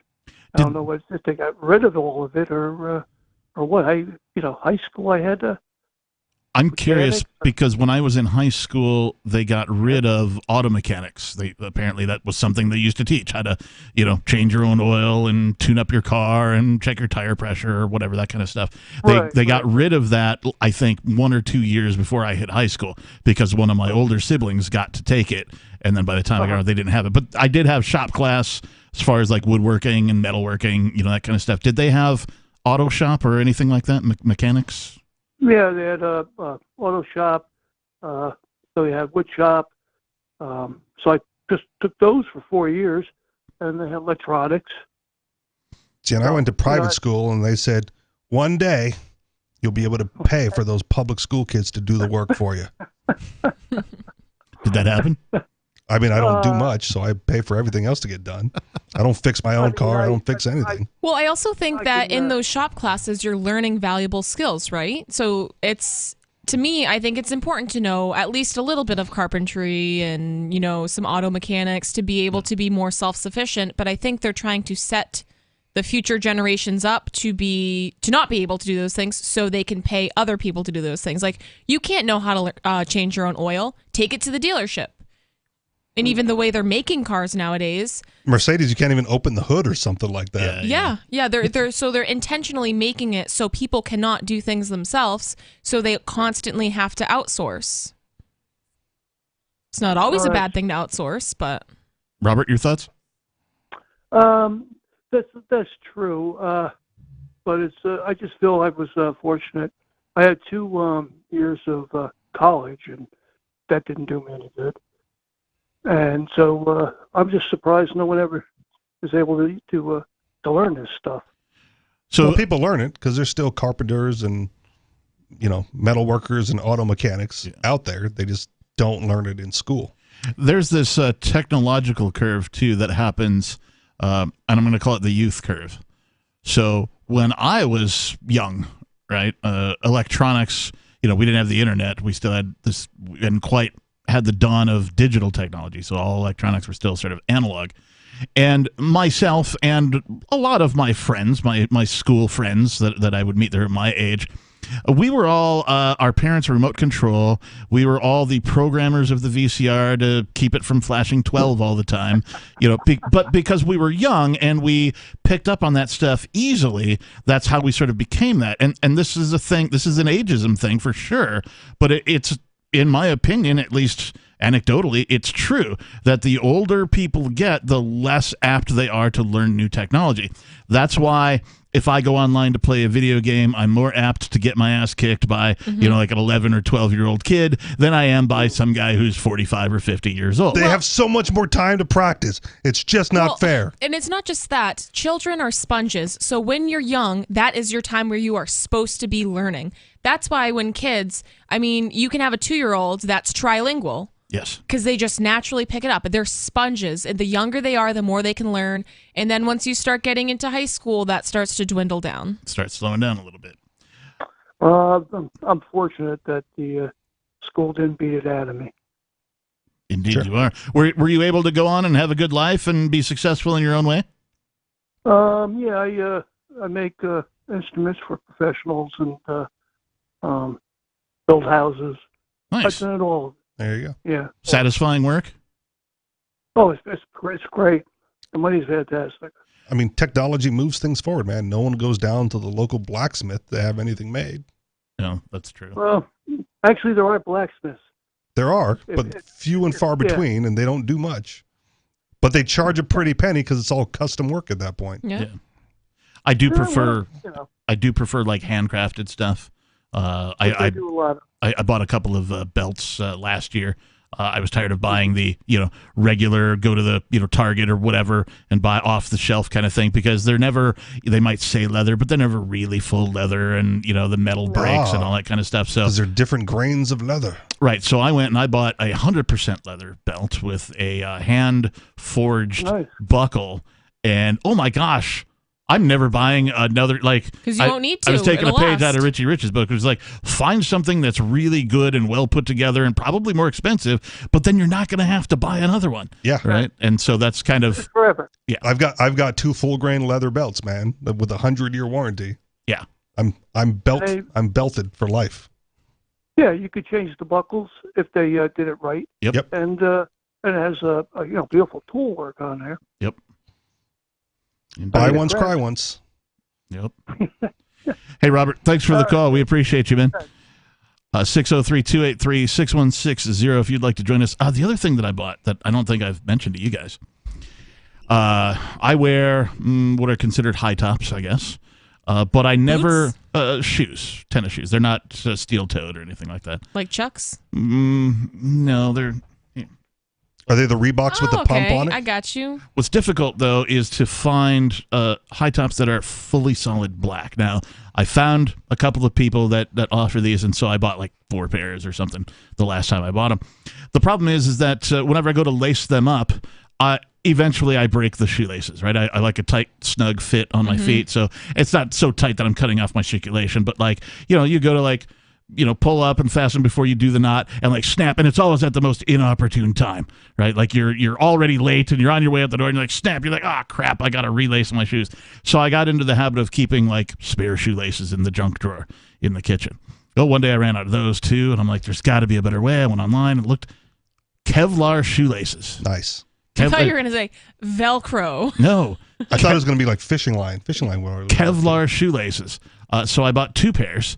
The one pair is on my shoes right now and has been for well over a year with no signs of wear at all. Sweet. Like you can't even tell. Like with regular shoelaces, you can tell where like, it looks like it always goes through the metal loop here and, or around the eye here, that kind of a thing. There's no signs of wear on either of the shoelaces. Plus I have a box with another pair in them. Nice. So, and they were like $20 a piece instead of, $3.95 for regular ass shoelaces at the drugstore. But Kevlar shoelaces are where it's at, man. All of a sudden, I can't think of the name for that little plastic nub at the top. The giblet? Is that what it's called? I think so. Okay. What? Where? The plastic piece that you start to threading. Oh, yeah. It's got a name. Yeah. I can't think of it all. But I had a pair of shoelaces where that was metal. Oh. So I never had to worry about that, cracking off or whatever. So if they could combine that, right, Kevlar laces with the metal tip or whatever it is, then those would be like lifetime shoelaces right there. Yeah, I've seen no signs of degradation on whatever that is, the tip either. I assume it's Kevlar, but it does look like it's crimped somehow. Okay. So I don't know if it's plastic whatever. I'll have to look into that. That's good looking out is what that is. But I just thought to myself, Kevlar shoelaces, unbreak guaranteed for life. Yeah. $20? Yes, I'm buying 2 pairs, right? So. Hold on, I'm buying a new pair of shoes. I got to take off my old laces. That's exactly what happened. I had to, because I don't want to waste, so I had to wait. I didn't have to. I chose to wait until I actually broke the laces, right? I misspoke. Aglet. Yep. It's called an aglet. That sounds better than giblet. So you know what giblets are, though? They are a real thing. Parts you know of the what turkey. They are? Turkey giblets and gravy. That, but they are the little charms that you can stick in the holes on Crocs. Oh, okay. You know how people decorate their Crocs? Those are called giblets. Okay. So that's where I got that from. Got it. Aglets. Yep. Aglets. So metal aglets on your laces. Metal! I just had to throw in the metal. Have you ever been to, I don't know if the site still exists, but like Ian's Shoelace site, something like that. It's all the cool ways to lace up your boots or your shoes. Oh, I remember when I was in middle school. Oh, if you wanted to cross them over the one way or go under. Yeah, I used to do the bar laces, and I thought I was so cool. Because you were. Thank you.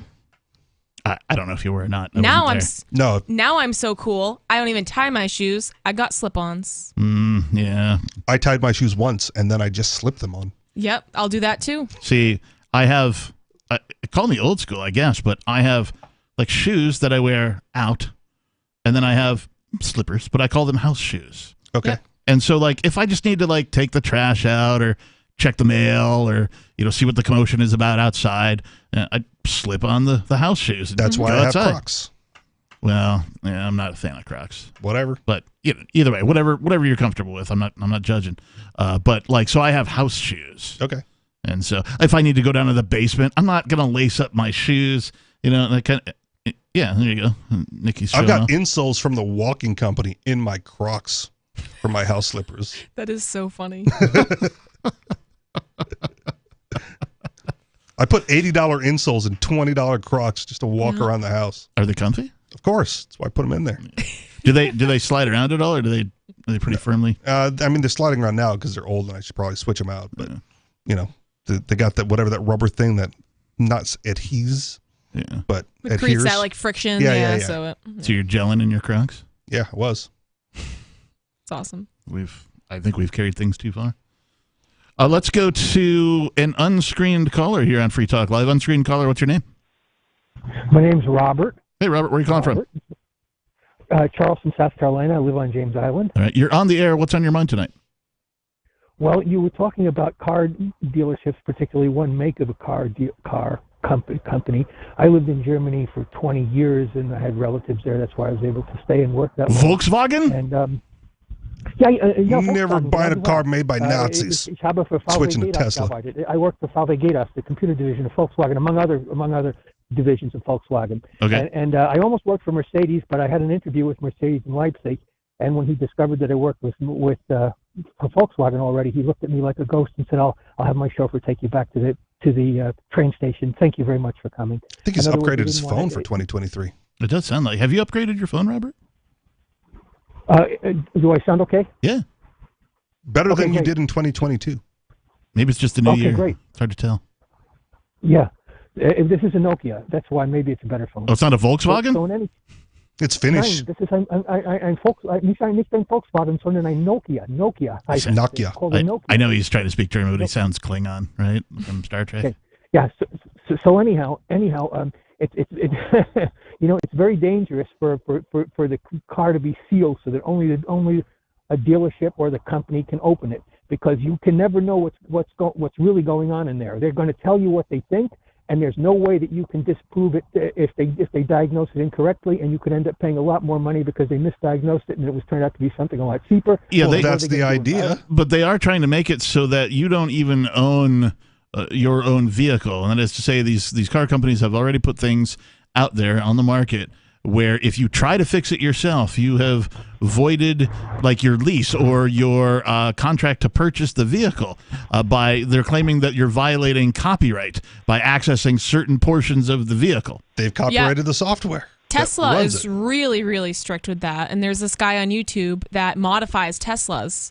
And the big point of it, not just because he's a car guy, is because you're not supposed to, because they won't even sell you parts. It's a whole thing. Like, you have to go to Tesla.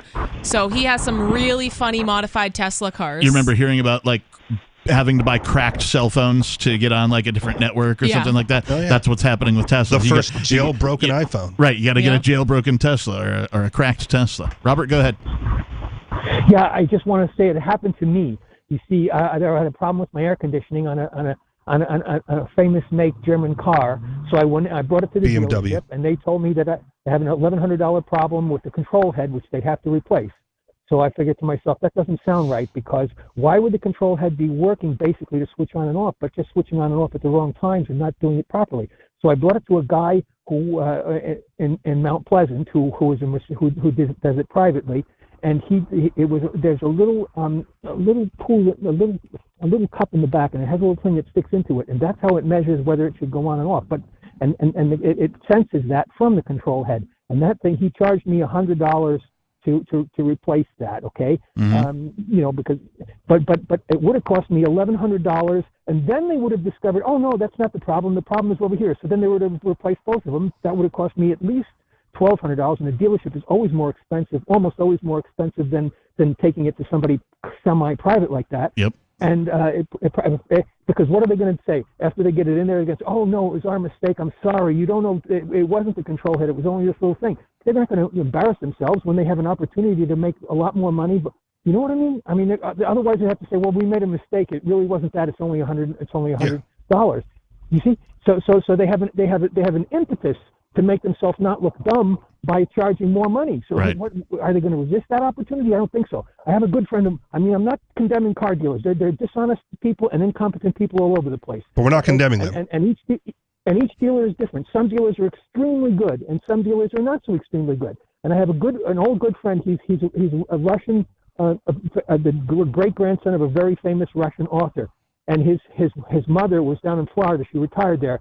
And he worked for a car dealership for a short time. And he said to me in Russian that это нечестное дело. It's not an honest business, the car business, because he was supposed to sell cars, you know. Right. So maybe there is some truth to that. But I would never ever let them seal it off so that you can't check it, and nobody can check it except the dealerships, and the dealerships are not going to rat on each other. Well, they have, and they're doing it. I mean, they don't call it the dealership for nothing. Yeah, that's true. I spent like $20 for one of those on Amazon for one of those ODB2 things. Yeah. To read the code reader. Yeah. The code reader. Yep. And so I'm like, okay, I know what the code is. I'm not bothered by it, right? I'm not taking it in right away because it's not that big of a deal. Right. And then eventually it becomes a big deal and take it back to the dealership or wherever you're taking it. And they go like, well, we have the machine that really can read those codes. Oh, sure you do. It's not what you think it is. It's not what your code reader says it is. It is much more detailed than that. Yeah, exactly. Yeah. I mean, I think you. Go ahead, Robert. I think you can buy those code readers. I'm not really 100% sure about that. No, you can. I have one. You can buy. Okay, see, so you can figure it out yourself. Even the average person could probably figure it out themselves. You see, but that's not what they told me at the dealership when I said, "Hey, my code is reading this." Yeah. They said, "Okay, we'll take a look at that," and then they started not fixing that problem. And I'm like, "Hey, what the hell are you guys doing?" Right? The code reader said this. Like, start there. They went, "Well, our code reader read some other hidden codes that your little thing can't read." And this is why I never go to dealerships. And I rarely buy brand new cars, so my cars are rarely under warranty. Yeah. I never go to dealerships to get any sort of work done. I either go to a local mechanic who I know personally, or I try to figure it out myself. Right. Because people, and especially being like a younger girl, they're just going to try to take advantage of me. Right. And joke's on them because I kind of know my stuff. But I went to Hey, private Robert, school, thank you for the call. We appreciate it. so I didn't learn how to do any of that stuff myself. Me either. I pay people to do it for me. Nope, you got to go on YouTube and you got to figure it out. I don't know. I mean, or not, or pay someone else to do it. Right. I've got better things to do with my time. Like we get it. You're rich. The opportunity cost, right? To forego income. Time is money. Right. I gotcha. Yeah. And I'm always working on something. So I just go like, I'll go to work. I'll let the peasants do it. It's fine. Right. I'll go to work and do what I do to maximize my income, right? Rather than foregoing income to spend time on YouTube to learn how to fix a Subaru. I'll just take it in, pay them to fix it. Yeah. And then go to work and make some more money to pay for that. Did you know that Subaru backwards is you are a bus? Okay. I am? Now you know. I'm just saying. That's what it is. You are a bus. You're a bus. Okay. Because I spent so much time in the shop, I bought a backup car just to have a backup car. It's one of my dreams is to have the secondary vehicle. Yep. Still, I'm selling one if you want it. Not that one. Wait, what's wrong with it? Everything. Oh, okay. It's just really, really rusty. It's fine. It drives. It's fine, like a winter. But so, I actually want my current vehicle to be my second vehicle and get a new primary vehicle. All right. Well, that's different. Yeah. So my backup vehicle is a rust bucket. Yeah. Like it totally is. But I go like, well, I would hopefully drive it like no more than 2 weeks out of the year. If and when I have to take, the primary into the shop or, drop it off for inspection, I'll drive that one a little bit and go pick up the primary. It'd be easier for me to accomplish these things if I had a garage, which I don't have. It's my only regret in purchasing my property is that there is no garage currently. Something I hope to remedy in the future, either by purchasing another property or renovating the one that I have. I'm hoping for no big snowstorms, because getting multiple vehicles off the street. Right, when Manchester shuts down. In order to do the snow removal? Right. Yeah, that's kind of a pain in the ass. It's going to be a pain in the butt. Because you you have to remove the snow to move the vehicles before you can remove the snow. Well, no, as the snow's coming down, you got to move the vehicle. Yeah, quick. Quick. You see those lights flashing, man, you know. Well, and if it's one of those things where it's it's going to snow, 8 to 12 inches over the next 48 hours. Right. When do you move the cars? When the light's flashing. Yeah, when the light's flashing. And it's a small window. It's like, all right, you got to be off the road by 10, and then don't forget to pick up your car at 6 a.m. the next morning. Right, yeah. Yeah, that's a fact. This is why I don't live in the city.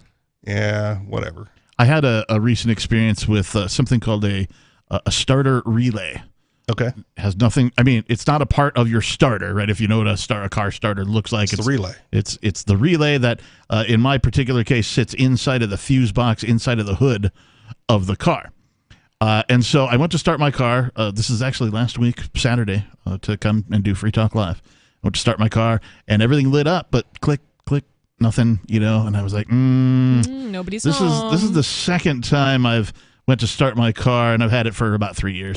So this is the second time, and I remembered something that I saw on a YouTube video about what to do, and so this matched those symptoms exactly, and there just happened to be a second one for something else inside the box. I swapped them out, it started right up, and I'm like, sweet. Nice. Ended up getting one at the parts store for $12. And life was good. I went to the dealer. I asked the dealership to order me one. They were like, "Oh, it's going to be mid-January before we can get one for you." So put in the order now. More Free Talk Live is coming up. On Free Talk Live, we're bringing people to the ideas of liberty every day. From wrestling superstars like Glenn Jacobs. You guys really are having an impact, I believe. Like I said, a lot of where I am now is due to listening to Free Talk Live. You changed my mind on some very important issues years ago. To random people tuning in on the radio. I was kind of stuck in the left-right paradigm. I heard your show by chance on a Saturday night. From there, I went on, joined the Free State Project, and become an amplifier. So, that's really the reason why I amp is because I know that if it wasn't for you guys being on as many stations as you are, I never would have found the ideas of liberty. You can help more people hear the message of liberty by joining Free Talk Live's AMPS program on Patreon for as little as $5 a month. And you'll get access to special perks. Visit amps.freetalklive.com, amps.freetalklive.com.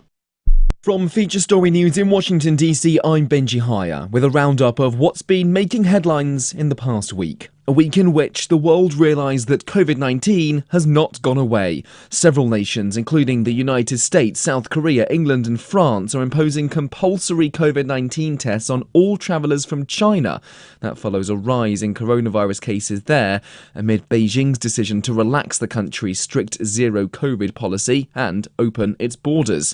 Here's our US correspondent, Jaguti Dave. As of January the 5th, anyone aged 2 years and above seeking to enter the United States from China, Hong Kong or Macau will be required to show a negative COVID-19 test result from a maximum of 2 days before their departure. Someone who tests positive 10 days or more before their flight can show evidence of recovery instead of a negative test result. The US is following in the footsteps of countries like India, Italy and Japan, who've all introduced new requirements for Chinese travellers. US officials have questioned the transparency of China's data on COVID infections and cited concerns about a surge in cases as reasons for the new testing requirement. Also this week, cities across Ukraine were again targeted by a wave of Russian missile strikes in one of the largest bombardments since the war began. Air defences intercepted most of the projectiles, but some explosions still hit the capital Kyiv after the Kremlin rejected Ukraine's proposal that peace talks begin in 2023. The head of the Western Alliance, NATO, has asked for more military aid to be sent to Ukraine, saying that would help bring an end to the conflict, as Trent Murray reports. In an end-of-year interview with the German Press Association, Jens Stoltenberg called on Germany and other Western countries to continue supplying arms to Ukraine. He said, quote, "It may sound paradoxical, but military support for Ukraine is the quickest way to peace." The NATO chief also made clear that he considers recent Ukrainian strikes on military targets inside of Russia to be perfectly legitimate, saying, quote, "Every country has the right to defend itself, Ukraine included." In Israel, Benjamin Netanyahu officially returned as Prime Minister for a record 6th term in office. The country's most religious and hardline government ever was formally sworn in after he successfully assembled a coalition with ultra-nationalist and ultra-Orthodox Jewish allies following last month's election. In the past few days, the world lost a footballing giant. Incredibly complete talent, a magnificent athlete. South American football expert Tim Vickery on Pelé, one of, if not the greatest the sport has seen, the only player in history to have won the World Cup 3 times. The Brazilian passed away on Thursday, aged 82. And that was your week in review. Don't miss a moment of Free Talk Live. Get our archives daily via our podcast at feeds.freetalklive.com.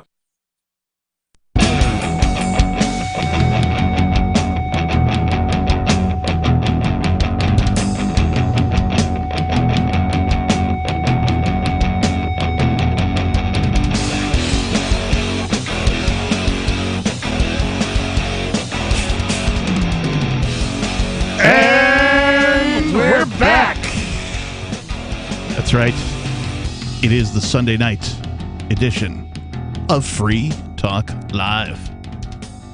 Here in the studio tonight, it's myself, the Lord Reverend Dr. Captain Kickass. Joining me, it's myself, Nikki. And Richie Rich. Not myself, Richie Rich? I already am he who is Richie Rich. You are he? Who is Richie Rich? You're a he, him? Whatever. You he who art thou? I am he who art thou, Richie Rich. Nice, very well. Yeah. So we've got apparently everybody likes to call during the last half hour, so phones are packed. If you're trying to get in, you can keep trying, 603-283-6160. We'll see how things go. Because now we do it live. We do it live, and we've got, new for the new year, less commercials, more show, which should make for happier listeners. Less time to screen your calls. I've been doing more off-the-cuff stuff, so we'll see how that goes. But a couple of things that I want to tell you is you can join liberty-minded voluntarists, anarchists, and libertarians from June 15th through the 18th for the 7th Annual Fork Fest at Rogers Campground in the beautiful White Mountains of New Hampshire. Fork Fest is the fork of the Porcupine Freedom Festival, which sold out in 2022. For 2023, we're going back to where it all started the weekend before Pork Fest. Fork Fest is decentralized, which means there's no ticket cost, and more importantly, no one is in charge. You make the event what you want it to be. All you have to do to join the fun is reserve your camping site, RV site, or motel room with Rogers Campground June 15th through the 18th. You can find out more at the unofficial website, forkfest.party. You can also connect with other attendees on the Forkfest Telegram and Matrix chat rooms, as well as the Forkfest forum. Links to those, well, find them over at forkfest.party. We hope to see you there, forkfest.party. How long do we have until Forkfest? It's in June. 6 months or so. Yeah, right. around mid-June or so. Shouldn't you already know this? Yeah, I'm trying to figure out how much time I have to plan my wedding. Well, there you go. That's about how much time. It's a roundabout way to know when her wedding date is. Basically. And before we go on, I do want to say thank you to Marcus Bolf. He is a silver level amplifier, and that means he contributes $5 to this radio program. Where does that $5 go? Does it go to Richie Rich's video game addiction? I wish. Does it go to Nikki's doula, or her yoga class? Does it go to the captain's beer fund? No. Doesn't go to any of those places. Money's fungible. It goes to help get this particular radio program, Free Talk Live, onto more radio stations. We're on somewhere around 180 or 200, somewhere in that pocket. We could be on more. We could be on 200, 250, 300 radio stations. Not out of the question. It's all up to you. Become an amplifier over at amps.freetalklive.com. You do get some special little gifts for your contribution. That's not the reason why you should sign up. The reason you should sign up is because you like the message that we bring of peace, liberty, prosperity, freedom, and you like the hosts, the co-hosts, and the crazy cast of characters and callers that we have here on this show. More information over at amps.freetalklive.com. Thank you once again, Marcus Bolf. We appreciate you. All right. Moving right along, let's go to, we got John calling from Texas. John, you're on Free Talk Live. Hey, so you all sound like reasonable people, and you'll have to excuse me because I'm just a man. And all right. I just can't fathom a couple of things, so I'm gonna give you a little explanation and ask you a question. Maybe y'all can help me. I'll be 55 this year, and my entire life, I can remember back to Reagan and when he was shot. I've watched the political system say they're going to fix the education system, say they're going to fix the justice system, say they're going to fix the healthcare system, say they're going to fix the Social Security Administration and every other thing that they were going to fix.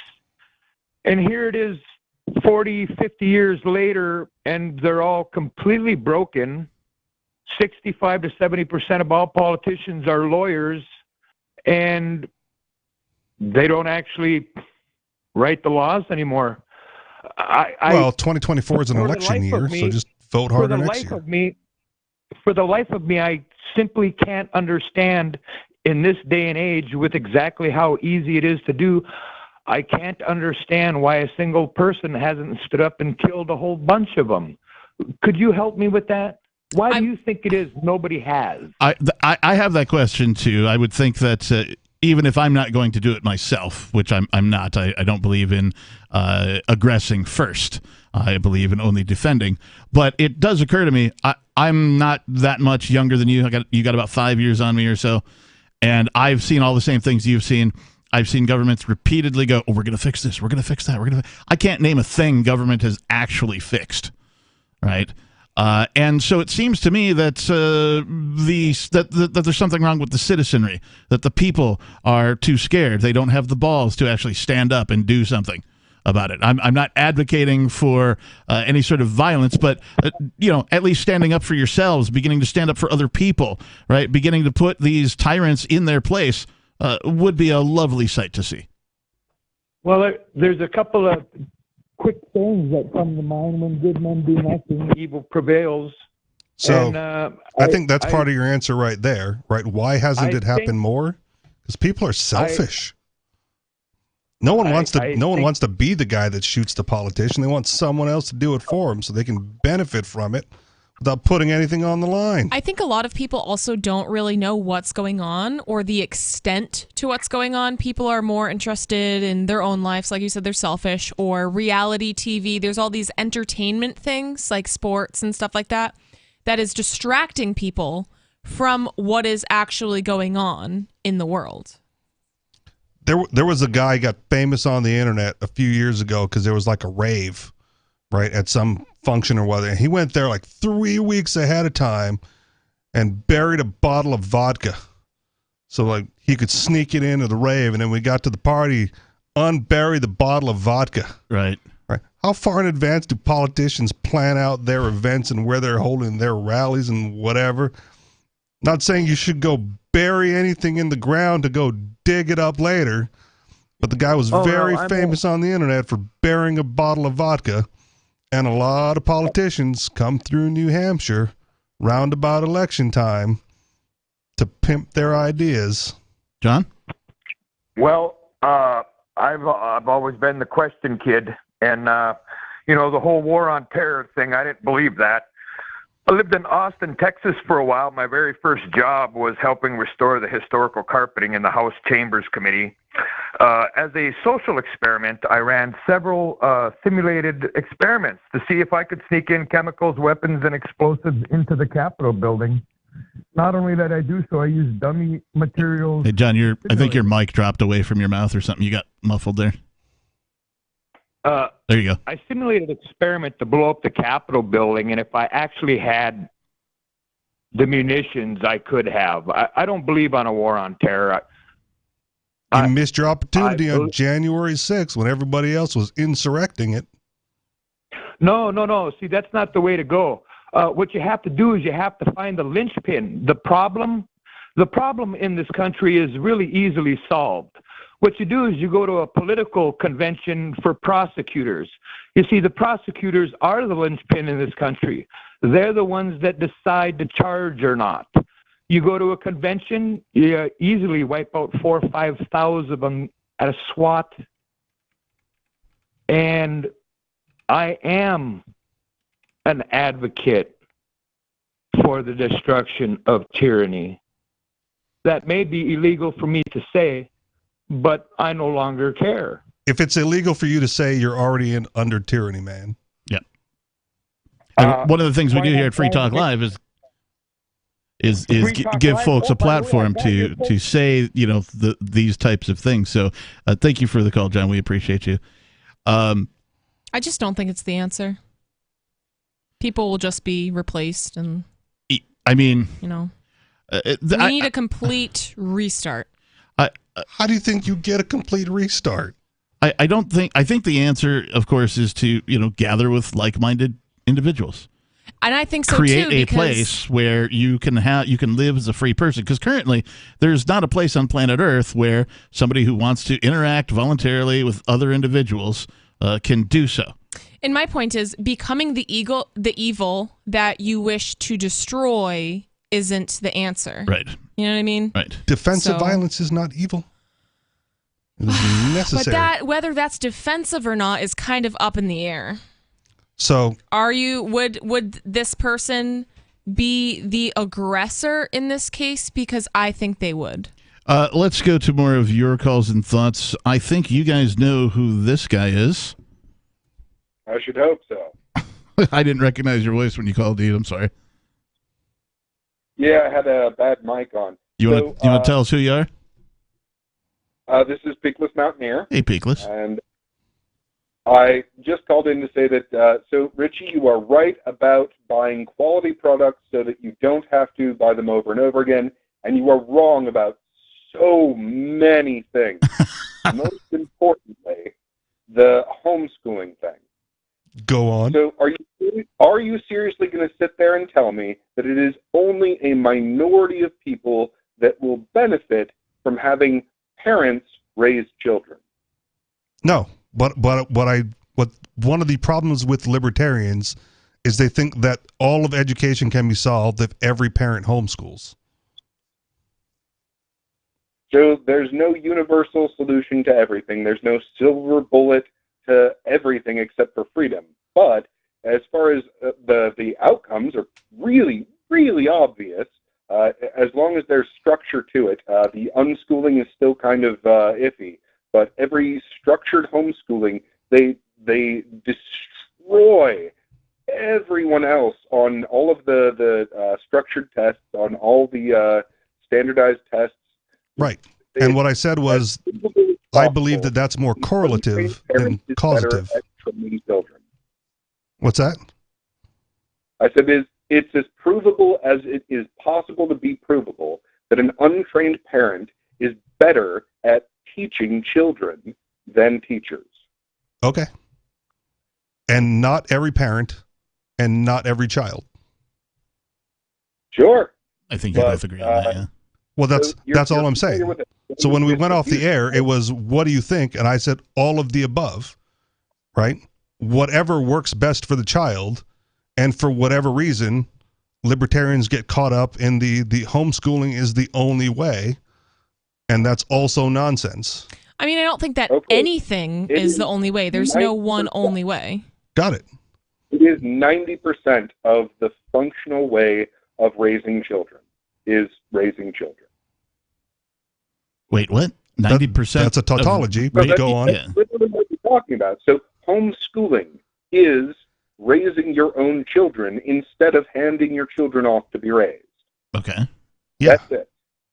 But as a facilitator of a child's education, right, there are certain areas where you may find yourself out of your depth, and you have to pass that child on to someone more qualified than you to take over. But there's also so many online homeschooling programs. So it's like if I'm terrible at math, which I'm not really, but if I was terrible at math or science or whatever, I didn't know something, I could find some sort of program on the internet or even a YouTube video to show my kid so they would be able to be more equipped in that topic. You could hire a tutor, like somebody that you don't have the expertise on, right?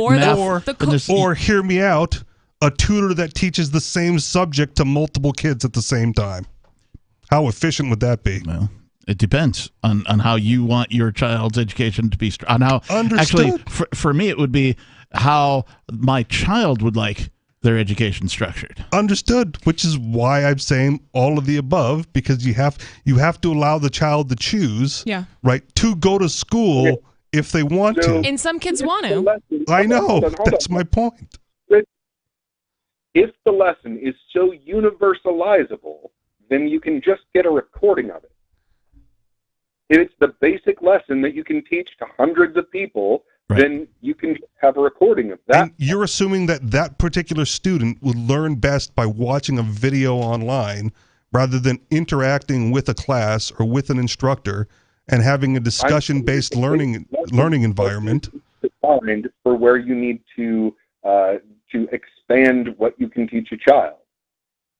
Say that again? And yes, you are going to get better results from smaller class sizes. I can't believe I have to tell you this. So yeah, that goes all the way down to a handful of students is going to go way better because they have the personal attention of the teacher. If the teacher is knowledgeable in the subject and not just the parent. Yeah, and with public schools, you don't get that choice, right? You don't get to evaluate the teacher whether or not they're good at teaching, history, geography, math, whatever it is. You're just stuck with whatever your kid gets. Yeah. Comes out illiterate. So, but if a libertarian kid goes, you know what, Mom, I want to go to public school, what are you going to tell him?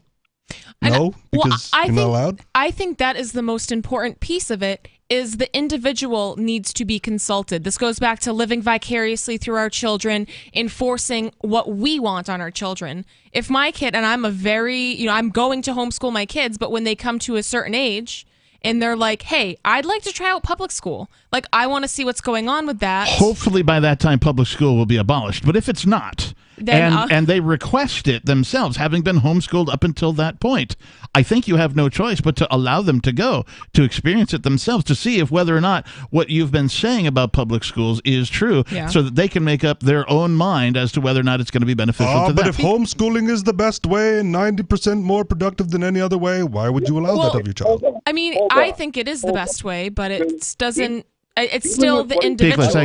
Pickles, hang on. Go ahead, Nikki. It's still the individual's choice. So even if I think that my children would be better off in a learning environment in my home, like with the family, it doesn't matter, because I respect my child as an individual and I will give them the freedom to do whatever they. So even if they will get a worse education in a public school or in a private school, I would still allow them to do that because it's not my life. That almost seems negligent. That can be negligent depending on how you do it. So taking the child's input on their education is an extremely valuable tool, yes, but you don't let them determine whether they eat candy for dinner every night. Because dealing with a child is some degree or another of negotiating with a drunk person. They are neurologically impaired. Hey, Peakless, thanks for the call, man. We appreciate you. I just want to say that there's some truth to what he's saying. However, when you have particularly teenagers, right? When you start getting the hormones going, right, and you start having some sexual interest in the other sex or same sex, whatever way you swing, right? When that starts happening, you want to meet people your own age to take care of that thing, figure that out. And that's cool. I will let my kids do that. And that's totally cool. And so right now, like, I actually am aware of one person who was in this situation where they were rather homeschooled, became a teen, and were like, hey, I want to check it out. Can I just go to the public school? And, met a girl, all that kind of stuff. So, like, there are other ways for teens to meet other teens, of course. But obviously, that is probably where you're going to get the most interaction with your age group. Sure. So let them do it if they choose it. I also just don't like That's the all argument. I'm saying is, like, if the kid is like, hey, I want to go, check it out. Okay. I just don't like the argument that, like, children are neurologically impaired. They're not completely, their brains aren't completely developed yet, but they are still human beings. Yes, they're not just mini adults, but they're human beings, and their input is important. And it's important for people to show their children, like, I respect you as a human being. I respect your choices. And if you accept the premise, right, that children learn differently and some flourish in different environments than other environments, right, you have to leave that environment open for them to flourish in, even if that happens to be public school in some form. Might as well try it out until public school vanishes and is no longer a thing. Right. And so if you want to get into like the how it's funded, fine, but I'm specifically talking about the structure surrounding it, not necessarily the funding behind it. Sure. Let's move on. Let's go to Major Payne in Michigan. Major, you're on Free Talk Live. Yeah, you guys have been talking about all kinds of screwy and interesting things tonight.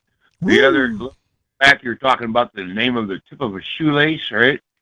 Aglet. What was it? Aglet. Aglet? Yeah.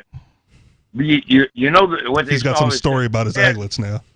They've always said the pen is mightier than the sword, right? Do you remember what the tip of the old steel pen was that you had to dip in the ink well, or was drip quill or something? The quill was the feather. Oh, okay. Steel tips. Oh, then no. It was called a nib. The nib. Yep. Okay. A nib, yes. Isn't that a Sabbath song? Yeah, it is. Go on, Major. Well, that's the oldest nibbly. But like I said, the pen, they say, is mightier than the sword, but it doesn't seem to be so. Everybody knows what the tip of the sword is called. What's it called? Death. Oh, okay. Thought there was like going to be some fancy terminology for it, Major. We were in mid-vocabulary lesson. I wish I had it. If it exists, it's a conundrum. But so the nib is a conundrum? There's a book that I used to read to my kids. It was looking for something. It was a tale of a little Ecuadorian donkey. And he grew up with his mama in a banana patch. And for the first year, he'd just follow his mama around and get him a little milk when he wanted, and they'd load bananas on mama and haul them out, and everything was good. Well, the second year, they started looking for something with these bananas. And he's like, I don't think I like this. So he decided to go looking for something.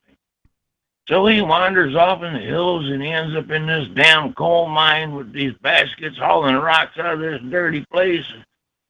Finally, after about 2 years, he chews through his rope and busts loose, makes his way back to the banana patch, and realizes that what he was looking for, he had all the time. Well, it's kind of just being content with your situation, and that doesn't leave a lot of room for growth either. No, but it makes you have to be content in a good situation. Sometimes when your ill content will lead you down the forked trail.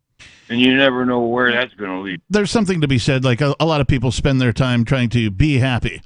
And they spend so much time trying to be happy that they don't realize when they actually are. And so they find themselves in a place where they actually are happy, but they don't believe that they are happy. And so they actually try to be more happy than they actually are. And then at some point they figure out, after having ruined it all, that they're like, oh, I wish I could go back and like be in that place again because, well, I was actually happy. They don't figure it out until it's past. And then they just wish that they could, and it's too late. You were happy. You could have stayed there, but you weren't self-aware enough to realize what happiness actually was. Major, thank you for the call. We appreciate you. Yeah, I think that goes hand in hand with gratitude also. When people are grateful for what they have and they can be reflective, so not just like, content in their situation, but truly reflective of what they have. I think that is a huge way that people can actually assess what their actual emotions are. I think that goes hand in hand with what is wealth, right? Yeah. A lot of people go, oh, you just have enough money to do whatever you want. No, that's not wealth. To me, wealth is you have enough time to do whatever you want. Not money, time. Right? If you can free up your time, you are a far wealthier person than the next man, in my opinion. For a lot of people, you free up your time by having more money. That's one way to do it. Right. If you have an external source of income where you're not trading time for dollars and you just are making money by existing, you have all the time in the world to do whatever it is you want. Right. But again, the question is how much, right? If you have, a house that's paid off, you have time. Sure. Right. But if you have money coming in to pay off your house, right, because you're renting out a room to a renter, right, who's paying more in rent than your mortgage, right, and you're already ahead of the game. Now you're in the positive. Now you're in the positive. So now you have plenty of time because you don't have. That's one less expense for you. You got more responsibility, of course, but yes, you're ahead of the curve, and so therefore you are more wealthy because you freed up more time. Yeah. So that's me. But you freed up that time by having more income and money. You put yourself in a position to where you could have the free time. And so other people would, instead of having that free time, they would go ahead and continue to like work their full-time or two jobs, right? Full-time and a part-time, and just keep raking in the bucks. Whereas if they spent that time doing things that would improve themselves and their family, they might find that they're even wealthier than they were than having, all of that money. Panhandlers have a lot of free time. We're out of time. Thank you to all of our callers. Thank you to our listeners. Thank you to Richie Rich, Nikki. Thank you. We appreciate you. This has been Free Talk Live. Peace. The Free State Project has reached its goal of 20,000 liberty lovers who've pledged to move to New Hampshire and get active to achieve liberty in our lifetime. Perhaps you're trying to figure out what part of New Hampshire should be your destination. If so, consider Keene. You'll find more than 150 reasons to move to Keene at move.freekeene.com. Keene is famous for its historic, publicity-generating activism, as well as being the liberty media capital of the world. It's home to freekeene.com, New Hampshire's destination for liberty activism, news, and opinion. For years, we've been compiling over 150 reasons to move to Keene at move.freekeene.com, where you'll learn about some of what's happening here and what makes Keene a